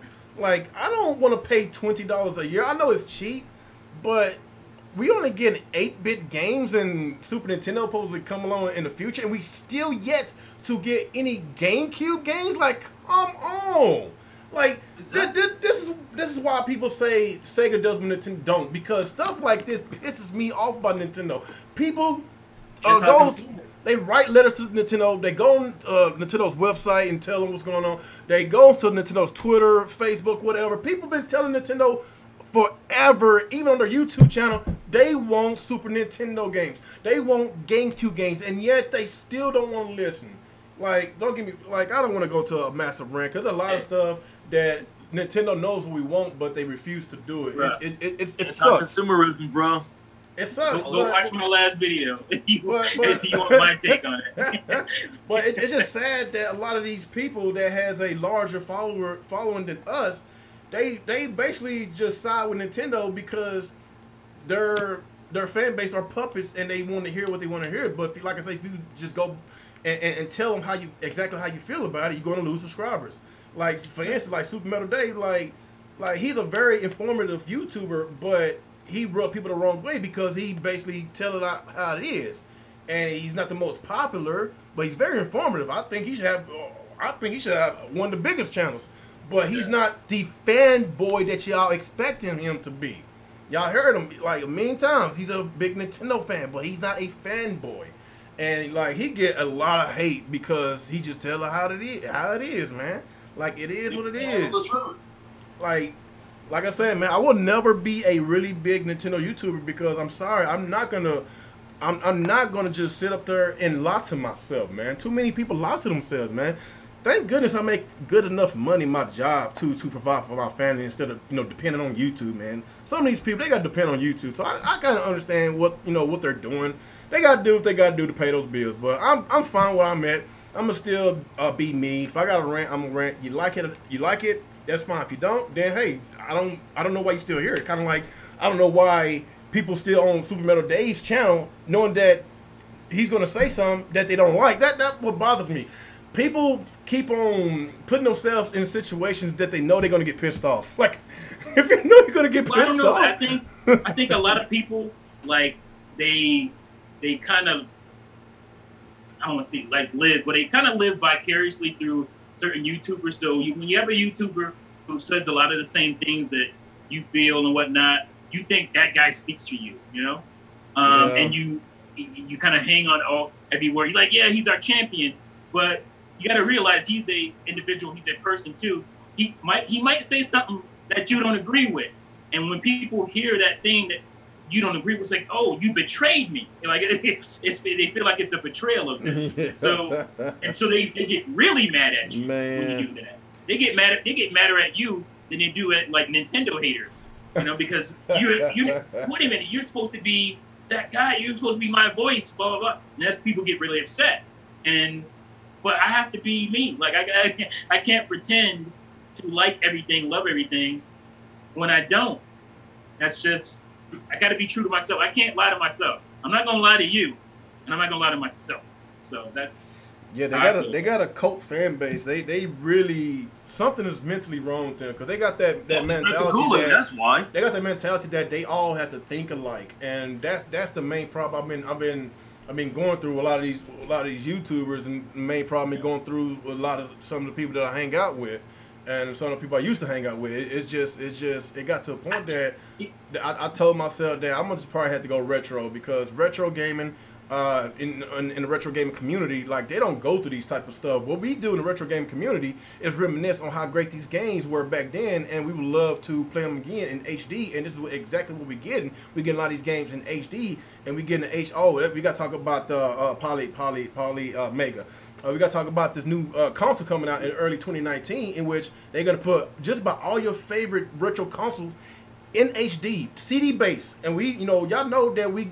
Most of these retro clone systems are cartridge based, so I don't know how many systems that you could buy that plays NES, Super Nintendo, Genesis, and all that. But like people has been asking for years, will we be able to play a Saturn games? Will we be able to play PlayStation, Dreamcast, a Neo Geo CD, a Super TurboGrafx CD? Like we've been wanting this for years, and now we're getting this. So okay. Let me pause. Okay, the Nintendo Direct, Retro Bro. Let's go and get to you before we go to that last topic. What you think about the Nintendo Direct? My thing is, they haven't shown us any reason right now to really purchase their online. Like, as far as things been going, the online hasn't been the best. So why would you pay for a product that hasn't shown it's worth paying for the service? Like, I don't understand the concept of believing in a better product once you pay if they can't give you a sample that's proper. I mean, anywhere else you go, for example, especially if they're a new company, they'll usually give you a free sample. Like, if you're buying a supplement, they'll give you a smaller size than the regular dosage to try to see if you like the way the pump feels. If you go to a restaurant, they'll give you a free sample of food to see how it tastes. If it's a sneaker, they'll let you wear it to see if you think it feels comfortable and looks good on you.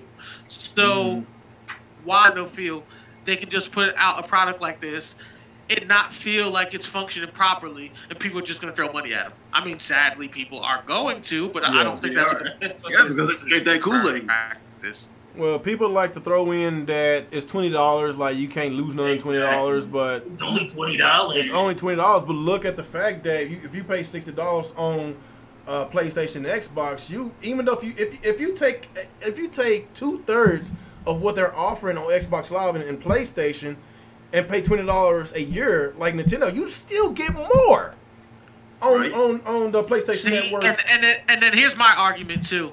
People say it's only $20, but you can never dictate what somebody spends their money on. Like, from my personal point of view, I'm a PC gamer bigger than any other platform, and I pay nothing but the purchase of my game. So if I'm going to spend additional money, I expect quality service, since I'm getting quality service for free right now. On top of that, people say it's just $20. I can think of 3 non-gaming related things right now that I could spend $20 on. Alcohol being one. The other 2 I can't really talk about on stream. You probably feel like you got your money's worth when you do that. Exactly. There's no complaints with those. I get 5-star reviews. But one of the main problems I have with the online is that the cloud saves is locked behind a paywall, and that's crazy. I don't see how people can damage control this, man. It's crazy. Like, oh my God, like Jesus Christ, it was just stuff like this, man. That's why I have to take off YouTube for a while, because. Like, the stuff that is common sense, I'm getting into arguments with people about something that's common sense, and it just got to even point. It's like the guys that are charging $60 a year aren't charging you for that. They're not. That is free.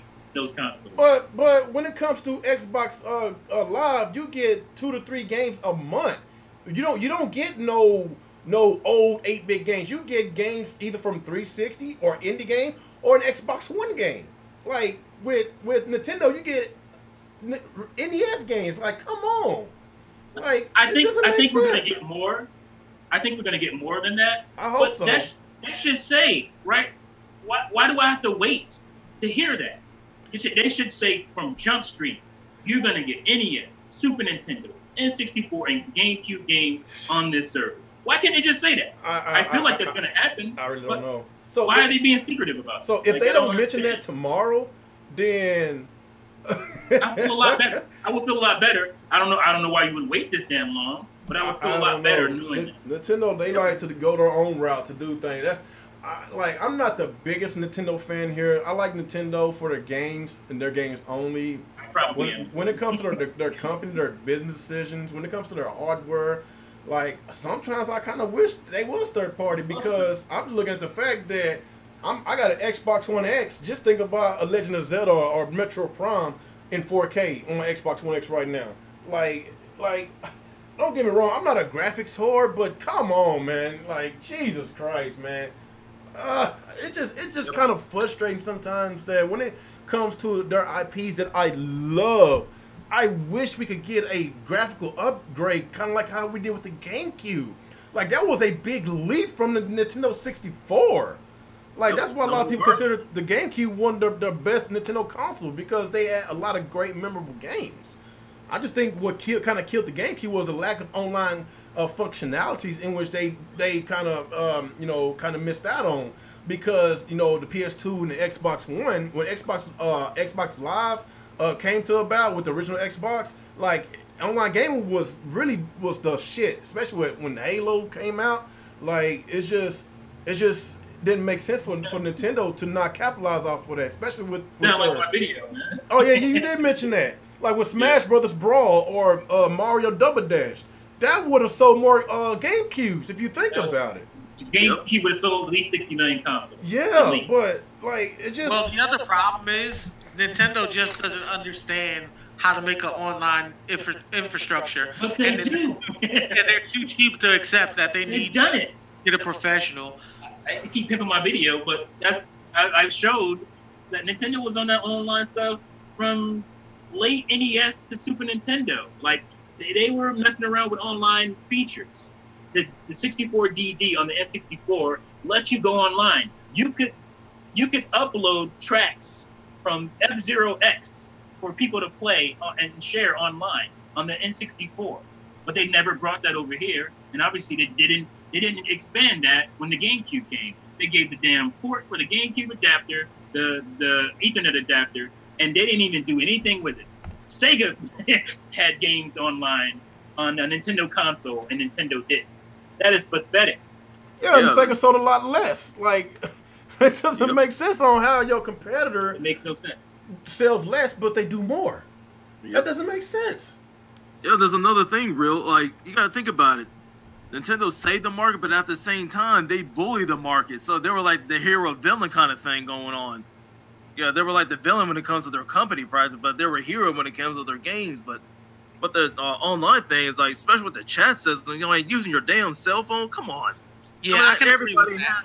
And I literally have an argument with a few guys about the whole cell phone. When I said that, like, why do I gotta pay $20 for voice chat on my damn phone? Like, I'm already paying phone bill every month, so why do I have to pay more money for something I have to use on my phone, but it's not implemented on your device? That doesn't make sense. And I literally got people on my cast talking about, well, it's voice chat. It's still part of the subscription. I was like, what? Yes, it is, but it's not implemented on the damn console itself. But you know what? Fortnite is the game that I know of that is implemented on the Switch itself. So why Nintendo won't do it themselves on their console with their first-party IPs? It doesn't make sense. And it doesn't make sense for people to damage control that, man. Like, stuff like this is why I had to block some of the people away from me, because it's just so frustrating to hear a lot of grown men keep talking about bullshit. And, like, you would think it's common sense, but the fanboyism is over.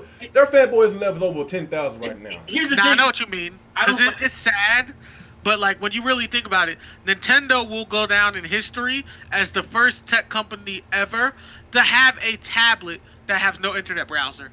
Wrap your mind around that. Yep. Here's the thing. I don't even care about that stuff. But just because I don't care doesn't mean it shouldn't be there. Like, it still should be there. I'm never going to use the voice chat, native voice chat for Switch. I'm never going to do that. I haven't done it for most of my consoles, so I'm not going to do it for Switch either. But that doesn't mean it's there. It should be there.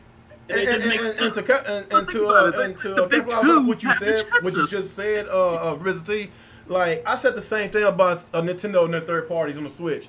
Like, you know, same people I used to associate myself around. They always want to mock me to my real. You talking about having third-party games on the Switch, but you always playing your Xbox. Ha ha ha. You're an Xbox fanboy. I was like, dude, like chill out. Like, I'm not talking about myself. I'm talking about the Switch audience. That the people that don't want to buy other consoles. I would love for them to play third-party games on their console of choice. It's not always about me. So that argument, I got tired of arguing about the same issue.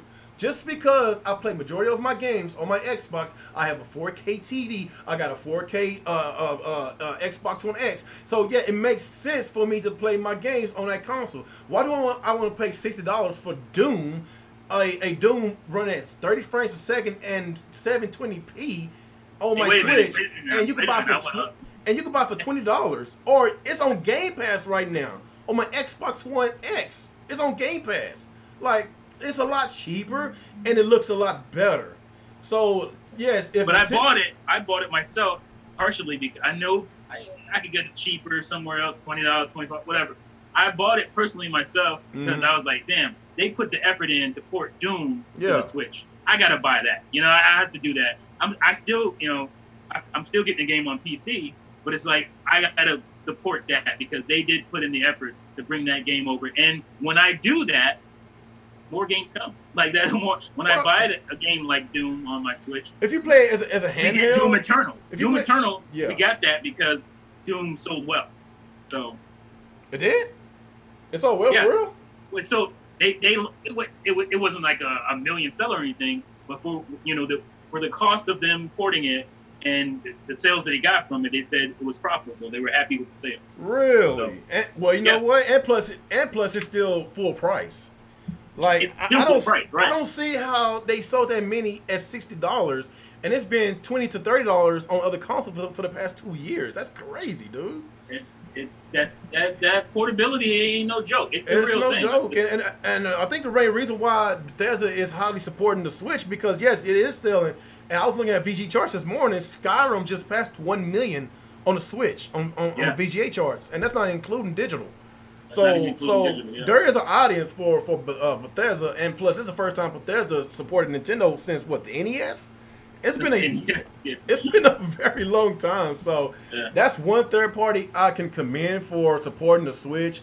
And when it comes to the other people like EA, like I don't care about EA no more. But when it comes to their Madden games, I don't mind to play that on the go. Like I don't mind playing Madden games on the go. I don't mind. Well, then again, I love playing on the go. My PSP, I used to love Madden on PSP. I don't understand why they will continuously put FIFA. Look, FIFA just passed $1 million too on the Switch. I can't believe that. Everybody knew that the features was bare bones. They still bought it. But I knew it was in the sale. I said, dude, I said this last year. It was in the sale. I said a lot of people in Europe love their FIFA. So don't you think they're gonna take their Switches with them during the soccer game? Like I knew this was gonna happen. Yeah. So thinking about it, actually, I do understand it because again, on my PSP, I would rather buy the PSP version of the sports game because some sports games are also grindy. There's a grindy nature to sports games. 82 game season, 150 game seasons. Like I played a full season, so I'm not gonna completely do that on my TV. Sometimes I want to curl up on the couch and play a couple of games here and there to get through the season too. So that is a big selling point for it to be on a portable console. I get that. That what makes the Switch so so very attractable because of the portability. Because if it was just a console, then that would have been some issues. It would have been a lot of issues right now.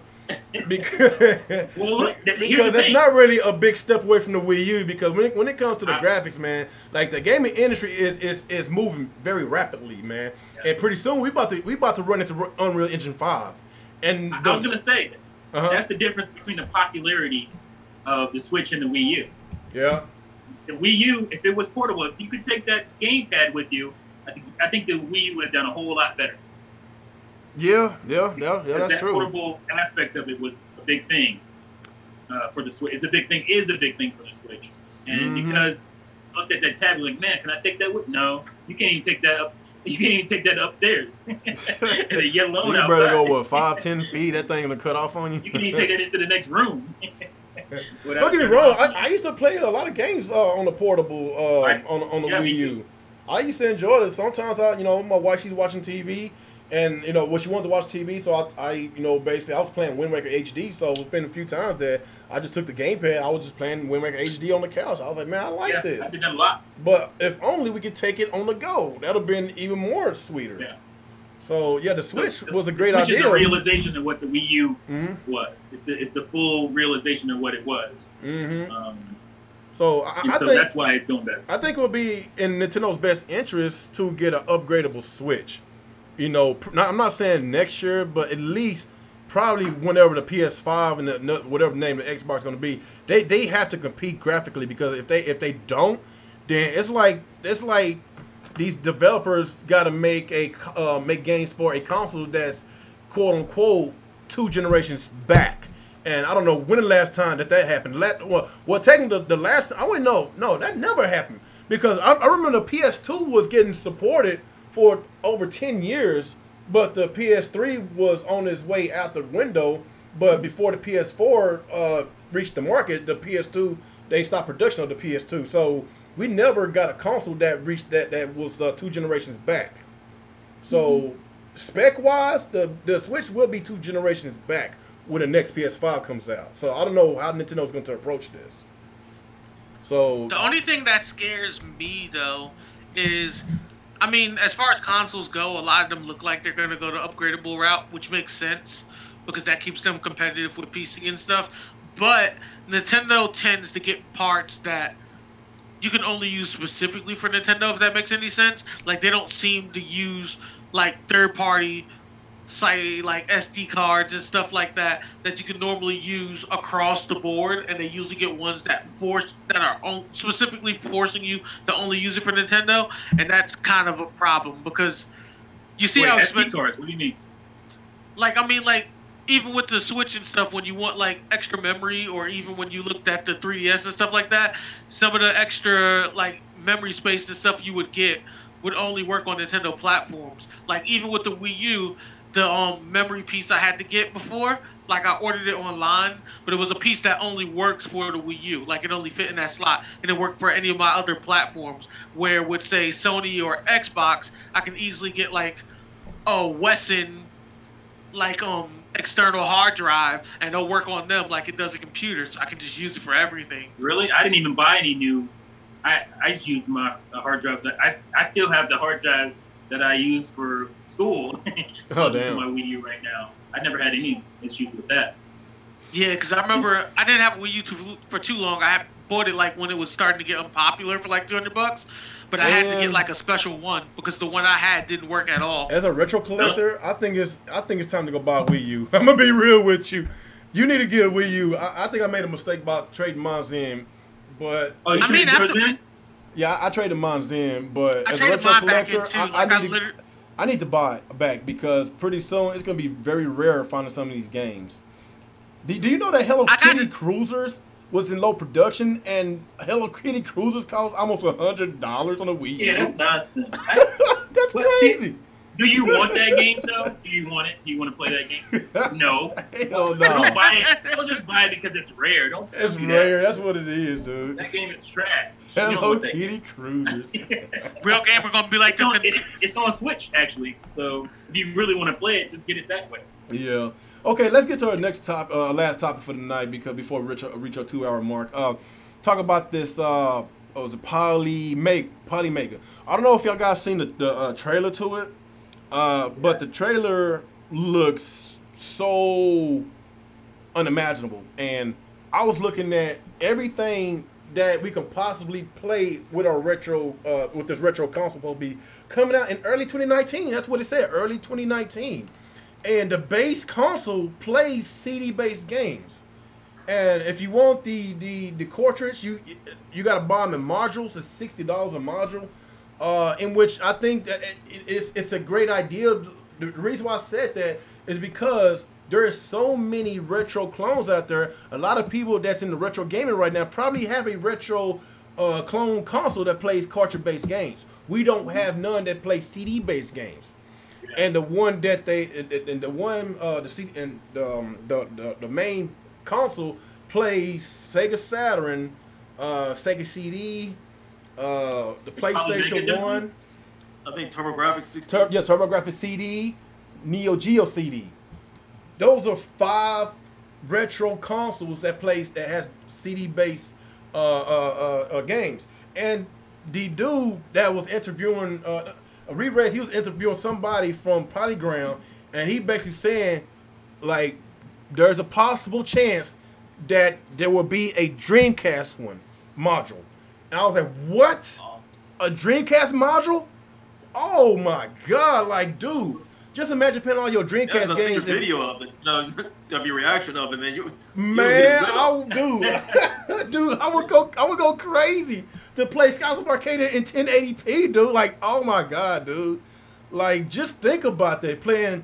You playing the Marvel vs. Capcom series. You playing Plasma Sword. You playing Dynamite Cop. Veronica X. Like, there's a lot of great Dreamcast games. Power Stone 1 and 2. It's kind of crazy. If you think about the Dreamcast, did you know Capcom supported the shit out of the Dreamcast? Oh yeah, absolutely. They do. Always supported. You know why, right? Sega consoles. I don't even know why. What was the reason? It's because back then the Dreamcast was the best system for arcade games. It's been proven that they had the highest frame Saturn was the best arcade system. If you even to this day, if you look on Amazon and eBay and stuff like that, Marvel vs. Capcom 2, the Dreamcast version, is worth the most money than all the other versions on every other platform.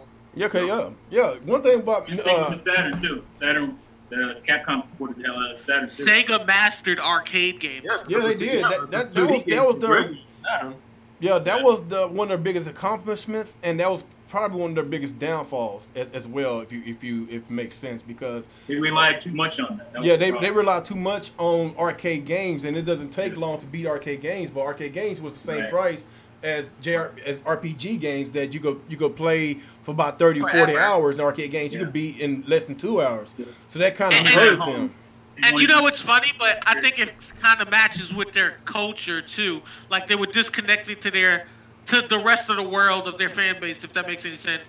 And I only say that because after living in Japan for a while, it made you realize how much different their culture is than ours here in America and a lot of other countries. And in Japan, they have this big place called Sega World, which is a giant arcade.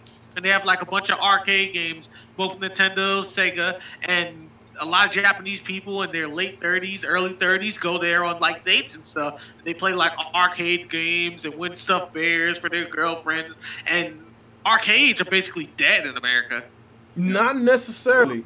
Not necessarily. It's slowly coming back because over these past few weeks, I discovered that there's places that kind of they bringing the arcade back. The 90s arcade gaming. Like I went to this place. I didn't go inside, but I saw how packed it was, and I found out that it's $10 to get in, and the arcade games cost $1/4 to play, and it was packed. And I saw some pictures of it on Facebook, and they have a lot of arcades. Like arcades like Mortal Kombat 3 Ultimate, Street Fighter 2, Marvel vs. Capcom 1 and 2, X-Men vs. Street Fighter, Metal Slug, House but did you hear what you said though? The SNK fighters. They got a lot of it. Like the did you hear what you said when you first started this though? You said you discovered. You had to discover it. It's not a known thing yet. Yeah. Like, what? No, it's slowly. It's slowly. Right. Right. And then the other thing that kills arcades, the small arcades that are sports bars. Like it's hard to compete being a traditional arcade when Dave and Buster's has alcohol that you can take on the arcade floor with Rock'em Sock'em robots and playing drunk Mario Kart. It's kind of hard to compete with that. Yeah. So I guess so Sinister, have anybody seen that trailer for Polymega yet? Anybody seen it? I heard about the Polymega, but I didn't know there was a trailer out. I didn't see the trailer yet. Oh man, y'all need to see it. It's like less than 2 minutes, man. Like, I mean, yeah, y'all gonna be lit about it. After seeing it earlier, like on Reels channel, I was like, damn. Like I knew about it. I knew what it could do. They were targeting and all that stuff, but I didn't know they had a trailer out.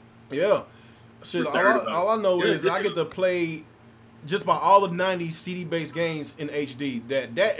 That's awesome, dude. Wait, think You know about what's it. the biggest thing about that, though? On that thing. Mm-hmm. The biggest thing about that, though, obviously, is being able to play your games on your your TV today, and not look like ass, because that's what happens with those retro games. But that's a big thing too. But the other big thing that a lot of people don't think about is the fact that these are all CD-based consoles, and so what do CD-based consoles need to work?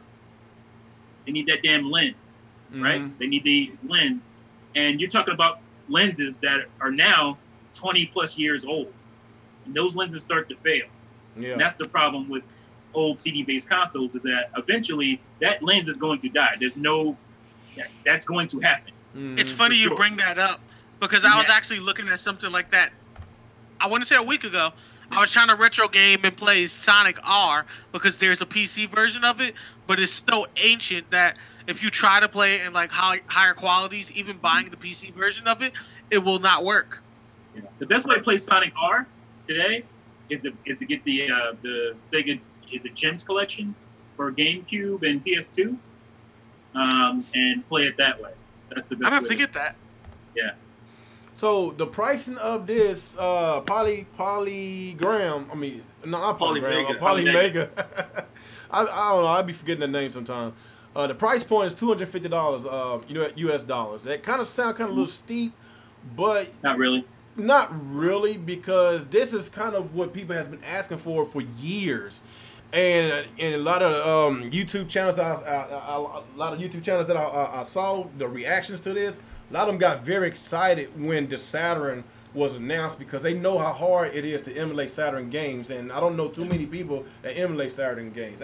Because I've been trying to get that for the longest, and the Saturn is the only console that I have right now that I can't even play, in HD or at least at 480p, unless I hook my Elgato HD to it. That's just too much. That's too much wire, too much cords, man, just to have a decent looking picture. I mean, I did that too. When I tried it on X-Men Chosen the Atom, I was like, man, this is a headache. It is a headache, dude. I would start the HDMI from my Saturn. It doesn't look that. It looks okay, but you want that clean, crisp, arcade visual. But the only way you get that, you got to buy a frame master, though. You know how much the frame master? You know how much that thing costs, dude? I'm not paying $450. That's like a lunch day console. For God dang, dude. I refuse to pay that much. I know, man. Like the frame master, like that's awesome and everything, but shit. That's why I'm saying $250 for this console is not that much when you look at what you have to do to get a nice clean picture from your original console, and it plays all these different types of discs. So that $250 is nothing. Yeah. That's nothing, a drop in the bucket, looking at what you're getting, the value you're getting out of this thing. So yeah, now I'm thinking about all the PS1 games that I used to play back then. Now I get to play it in HD now. I'm thinking about Tomb Raider. I'm thinking about a Toomba. I don't know if y'all remember Toomba. That game was lit. I love Toomba, man. Think about Metal Gear Solid. I remember, was it Taibo? Was it that tiger, that Kung Fu tiger? Was it Taibo? Y'all know what I'm talking about? It was like a Kung Fu tiger. Oh, was it Taibo? What was that? What was the name of that guy? I think it was Taibo. That's not ringing a bell. I know what you're talking about. It was like a Kung Fu tiger. Like, that game was fun, man. Like, it was a lot of games on the PS4 I really did enjoy. And I've been wanting to play these games, the PS1. You can play them on your PS3. The PS3, well, I never owned a PS3. I never did. But if I play on a PS3, would I get the same graphical fidelity that I would get on this new console we're about to get, the Polygram? I keep saying not. Polygram, Polymega. I play my PS1 games on my PS3, and they look kind of stretchy. Look stretchy? And kind of washed out a little bit. Yeah, like, man, when it comes to retro games, man, I want to look clean. Kind of like when I put my retro, my Super Nintendo or my Sega Genesis and my Retron 5. Like, a lot of people know what the Retron 5 is. You want it to look the way you remember it in your head. Yeah, like when I was a that's kid, what because like playing on a CRTV doesn't look bad. Like the way we look at games now on HDTV, that's the way we looked at it on CRTVs back in the '90s. Right. Like because of the scan line, that what makes it look clean and good and Clean, crisp. yeah. But playing on HD, it looks so buggy and watered out, and it looks so blurry. Stretched and just It noisy looks like trash. image. Yeah. You know, so that's why I'm so excited for this announcement. And ever since that announcement that they made about this game, their website crashed. A lot of people were talking about, I want to pre-order, I want to pre-order. People were so excited when they saw that. Yeah, man. I believe it. Their website, I think it's still crashed right now. It's been crashed for over 24 hours. I'm getting me one, that's for sure.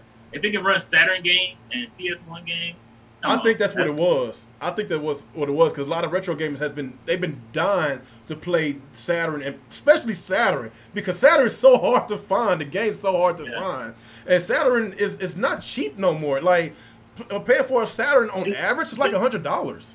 Really? About 100. Some places sell for 80. I got one. I got one in the box. I wonder what that's worth. They had a lot of hidden gems that a lot of people didn't really realize till later. Yeah, because it didn't sell with the damn.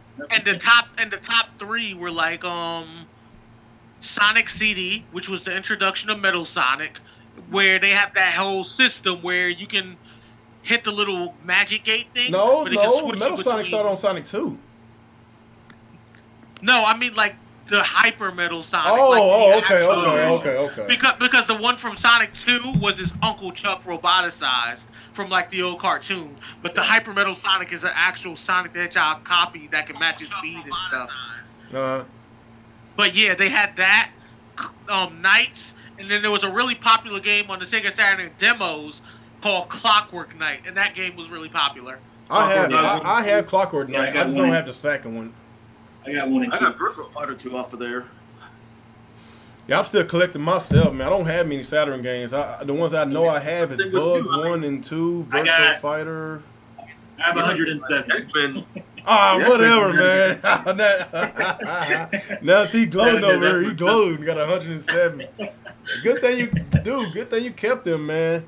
If you got that many Saturn games, you should be a rich man by now, man. And let's not There's forget a couple of Saturn games that I didn't keep that I wish I did, like Panzer Dragoon Saga. Oh, dude, Jesus! You know how much that thing's worth right now, dude? I'm so salty about that game's like $700. Yes, like Jesus, it's insane. Like, another thing that I didn't mention, what they said in that trailer, it plays all the Japanese imports, and plus they're gonna translate it. They're gonna translate it to English. It plays imports. Yeah. It plays imports, and the imported games could get translated into English text. So if that's true, that makes me wonder. Is like, can you play Shiu no Rondo on there? Like, if you translate it in English, that's what they said.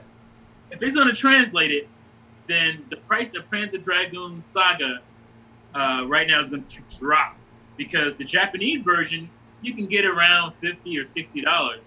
Mm-hmm. I have that one. I actually not just that, but like there's a lot of Dragon Ball games in Japanese that you can get too. Yeah, that would be the dream console. Yeah, if that's true.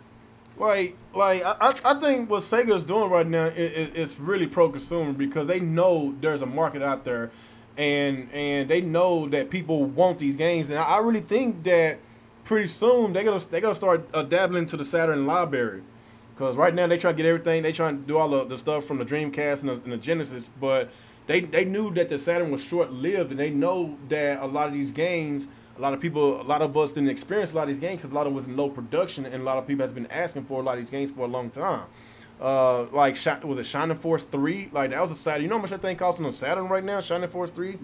Like $300? It's around that range. It's up there, man. Like, there's a lot of RPGs. That one I still have, thank goodness. Dang, man, Jesus Christ, man. Hey, man, if you got some extra ones, man, you better let me know, man. I'll buy them off you, man. Give me that homeboy discount, man. I don't really have any duplicates when it comes to Saturn. No duplicates, huh? Mm-hmm.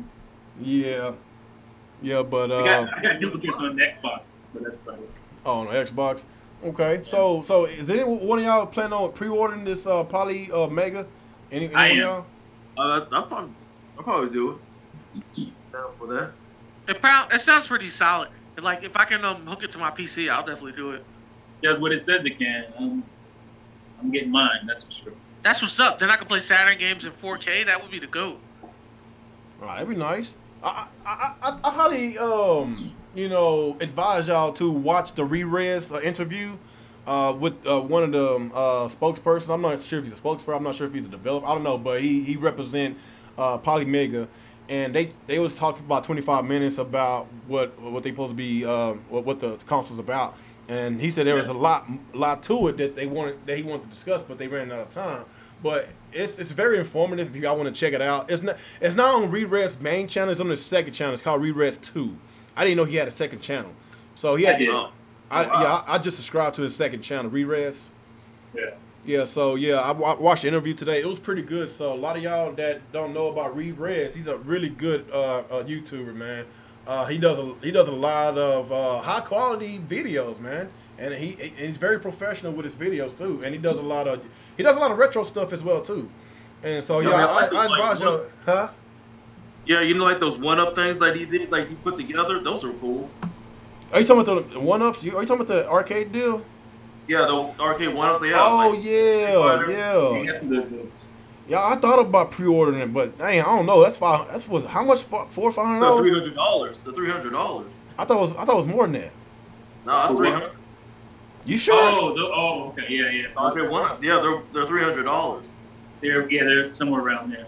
It's kind of a lot of money for like one Walmart game. have exclusive games to them, like certain games, like they're exclusive to their stores. Like, I don't know, man. That's kind of a lot of money for one game, dude. Like I know no, the Street Fighter one has 3 games in there, not just one. Oh, really? 3 games, one. Yeah. What about the Final Fight one? That's about to have some other games with it. Like I hate to shell out so much money for only one arcade game. That's a lot of money, dude. I know it. You know, it's more about the collecting it. I know a lot of retro collectors gonna get their hands on it. But if I'm gonna pay that much money for an arcade, I at least want a few games on there, man.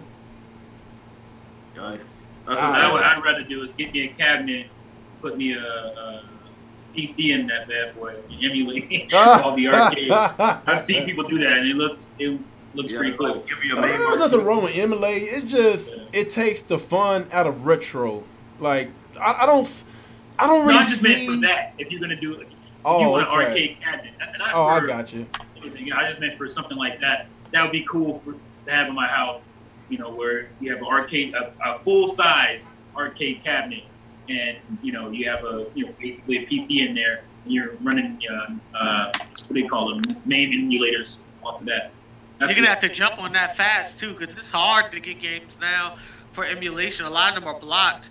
I know some of the sites I go to, like MU Paradise, are like completely gone with their stuff now. Yeah, Nintendo scratched the shadow. That's what happened.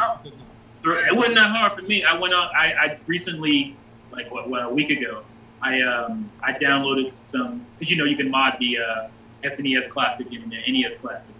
I downloaded a bunch of games and threw it on there. That's a great thing. It's a great thing to have. I think I have like 200 games on my NES or SNES Classic Mini. Nice. And you get, it's so cool because it's the same. You get the display. You have to put all that stuff in. But you get like the display. When you slide through the games, you can cycle through the games. You have the SNES cartridge display, the case display. You get all that in there. It looks like it was part of the thing from the beginning. It's cool. I have like 200 games on my SNES Mini. That's pretty cool. One thing about the SNES Mini, it just sucks about it. It doesn't have. You can't fit a cartridge on. That what sucks, man. You know. That thing is as big as the SNES cartridge. It's so tiny. Yeah, it's that tiny, man. But they knew what they was doing. They didn't want to make it a regular size, because if they make it a regular size, people are going to expect to put the old cartridge inside, kind of like with the Sega Flashback. Like you can actually play old. You can actually put your Sega Genesis cartridge in the Sega Flashback. You know. There's an adapter you can buy though.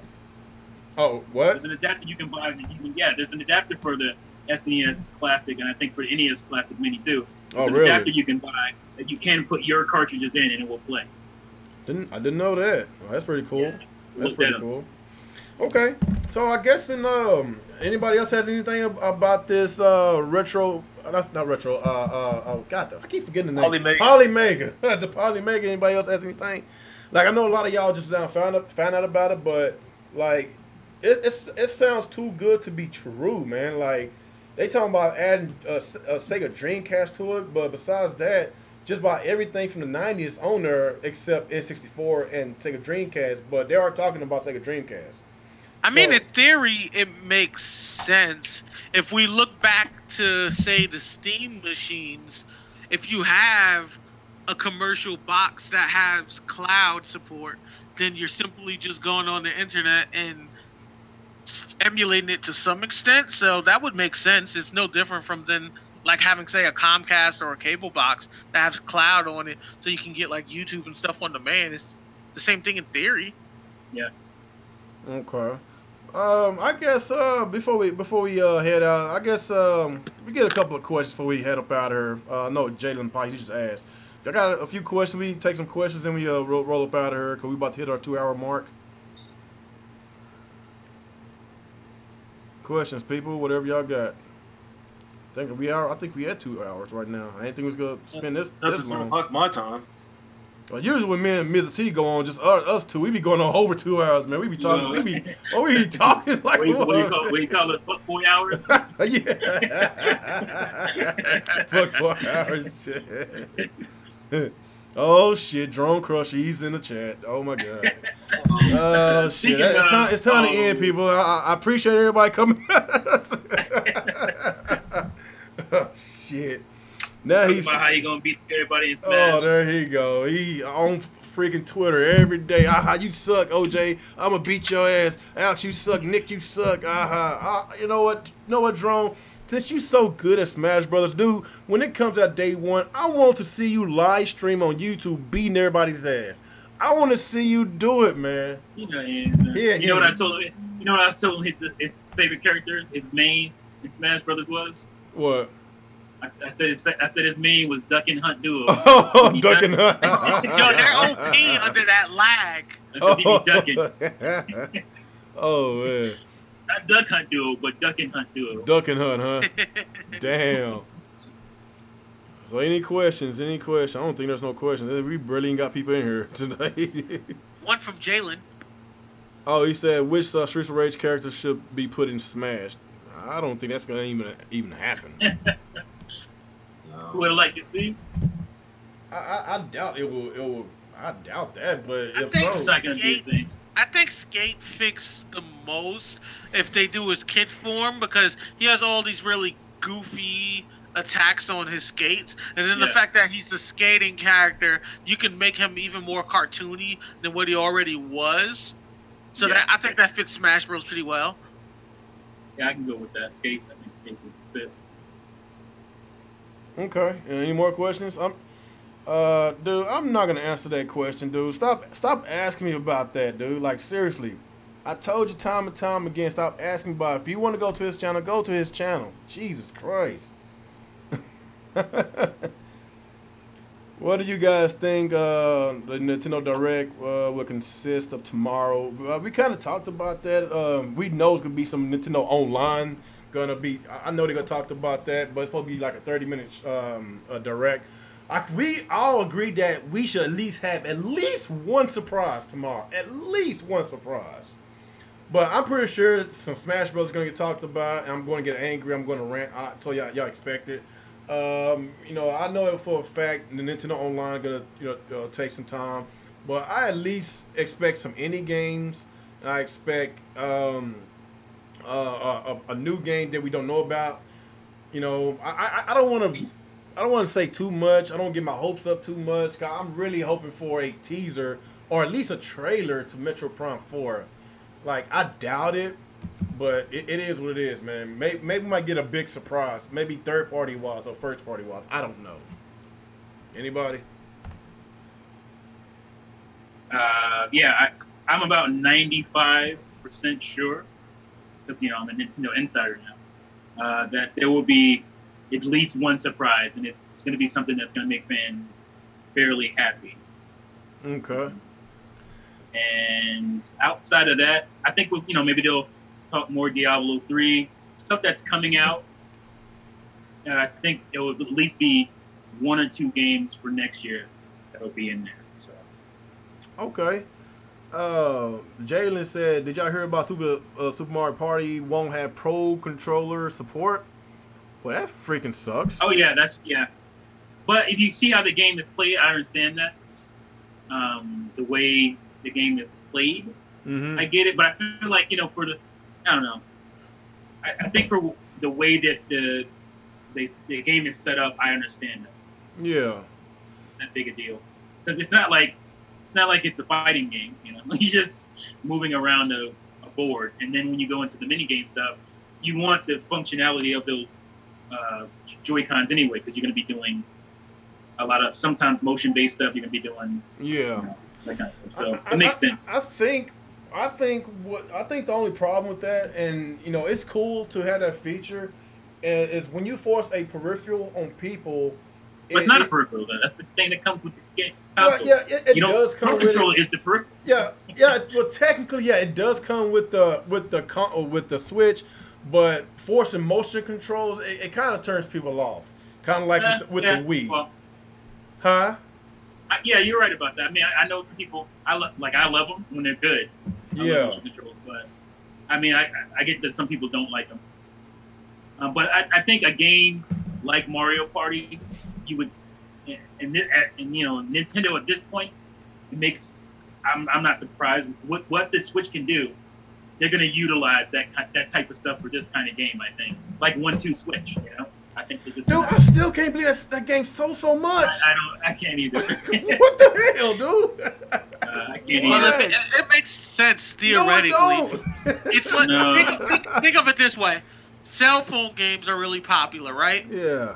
1-2 Switch is like 4 cell phone games in one. Really popular with $50. But $50 though? Cell phone games not $50. Nah, but here's my defense on it though. Would you agree that you probably have family members that constantly brag about how they don't understand video games and don't play video games? Yeah. Yeah. Do you agree that they play these so-called free games on their cell phone? Look, I get that it's sold decent. But you get what I'm saying. They say they don't play games, but they spend money on these cell phone games. Yeah. But are they buying Switches like that? Like, I heard little kids, like somebody told me a story the other day that they were in Walmart or something, and a kid was asking for 1-2 Switch. And I'm like, what? Who? Why? Because I used to work at Best Buy when I lived in New York, and a lot of people bought 1-2 Switch. No, I get why it sells. It's a party game. I get it.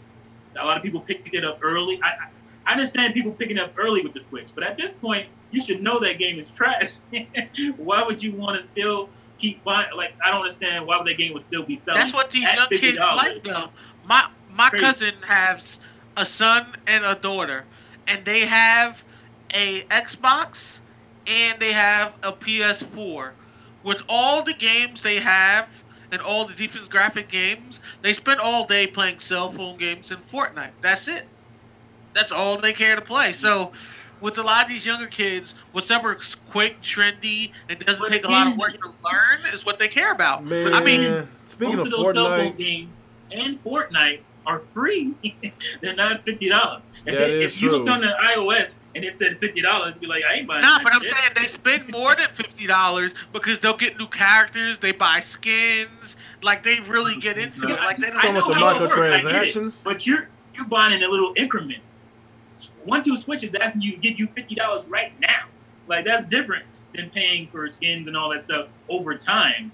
That's why Super Mario Run didn't work, because they wanted $10 up front. But if they had implemented differently, then it would have sold better. I think Super Mario Run would have sold a lot better had it not had that $10 right up front cost. Yeah. I don't really see any more questions. I think. He said, Jalen Pike said, do you think Nintendo 2019 have a similar year they did in 2017?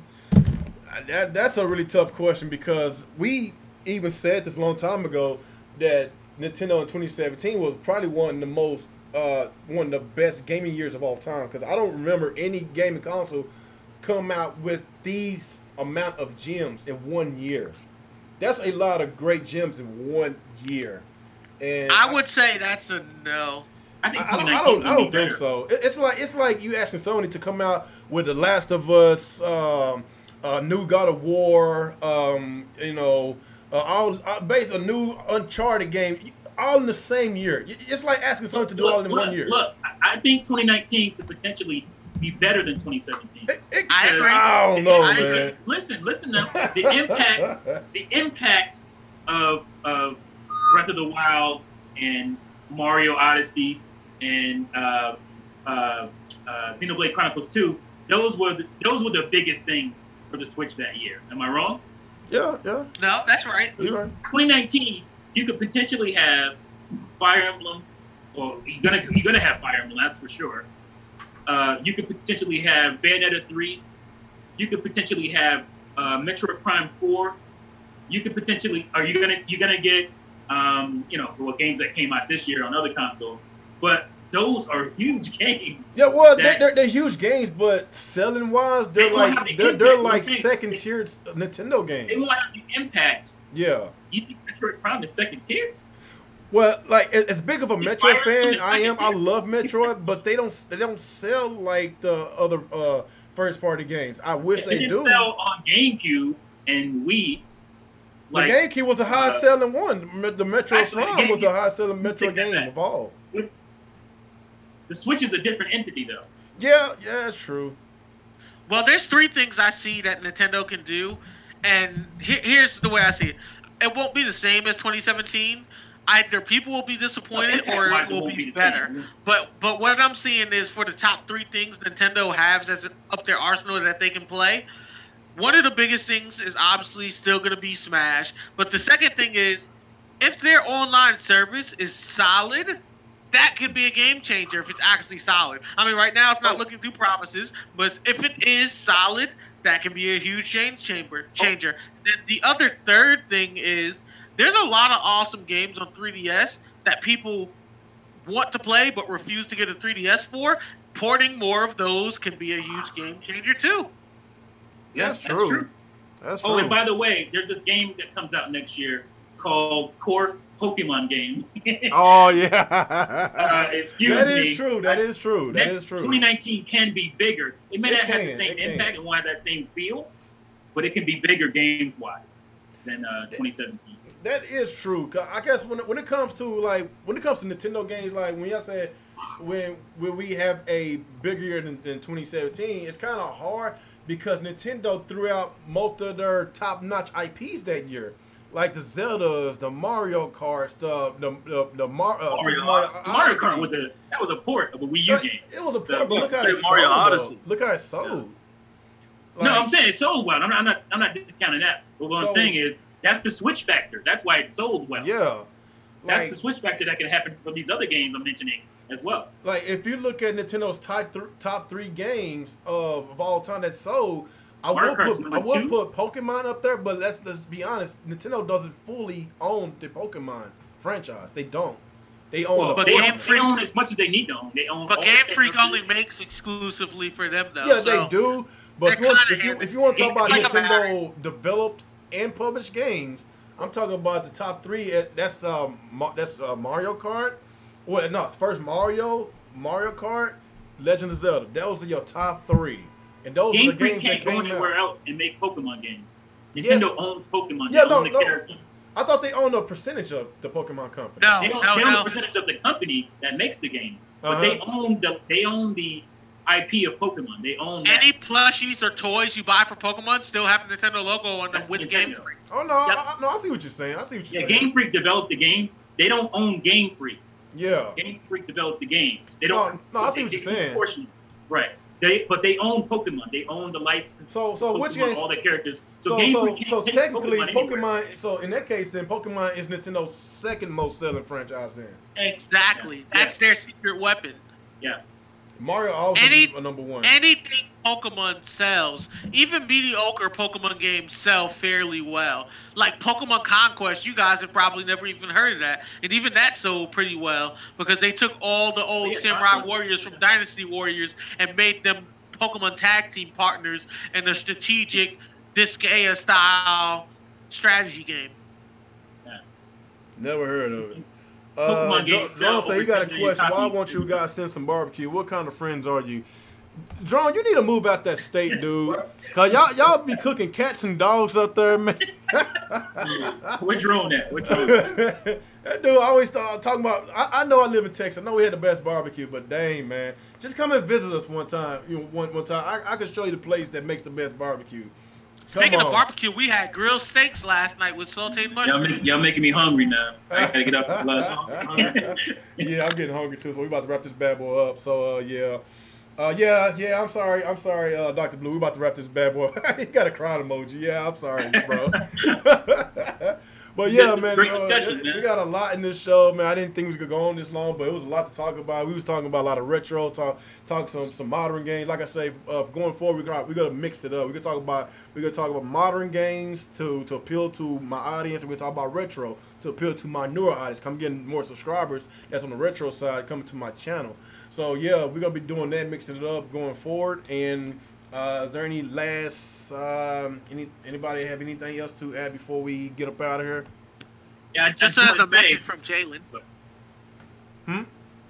Just another message from Jalen. It said if Nintendo does a messaging achievement and a voice chat system, what wacky stuff should they do to those things to make it more Nintendo-y and different from their competitors? So he's saying what type of achievements, interactive gimmick can they do with their achievement system and voice chat to make it feel more like a Nintendo product and not just like, standard Nintendo stars? Like it could be an achievement or a mushroom or something that's Nintendo-y, something like that, or a one up. Like they got a lot of symbols that can be an achievement.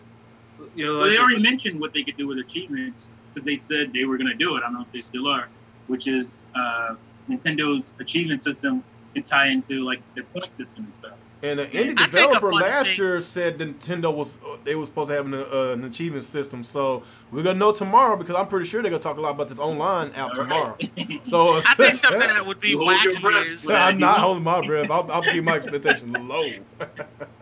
I think something that'd be wacky is, what if for the voice chat you can use a voice mod of your favorite Nintendo characters? So then, like when you're playing like Mario Kart or even Smash with your friends, you can talk shit saying whatever you say. Oh man, that would be awesome, dude. No, Nintendo, that shit would be annoying after about 5 minutes. It's gonna be annoying. And plus, a lot of people going to get banned.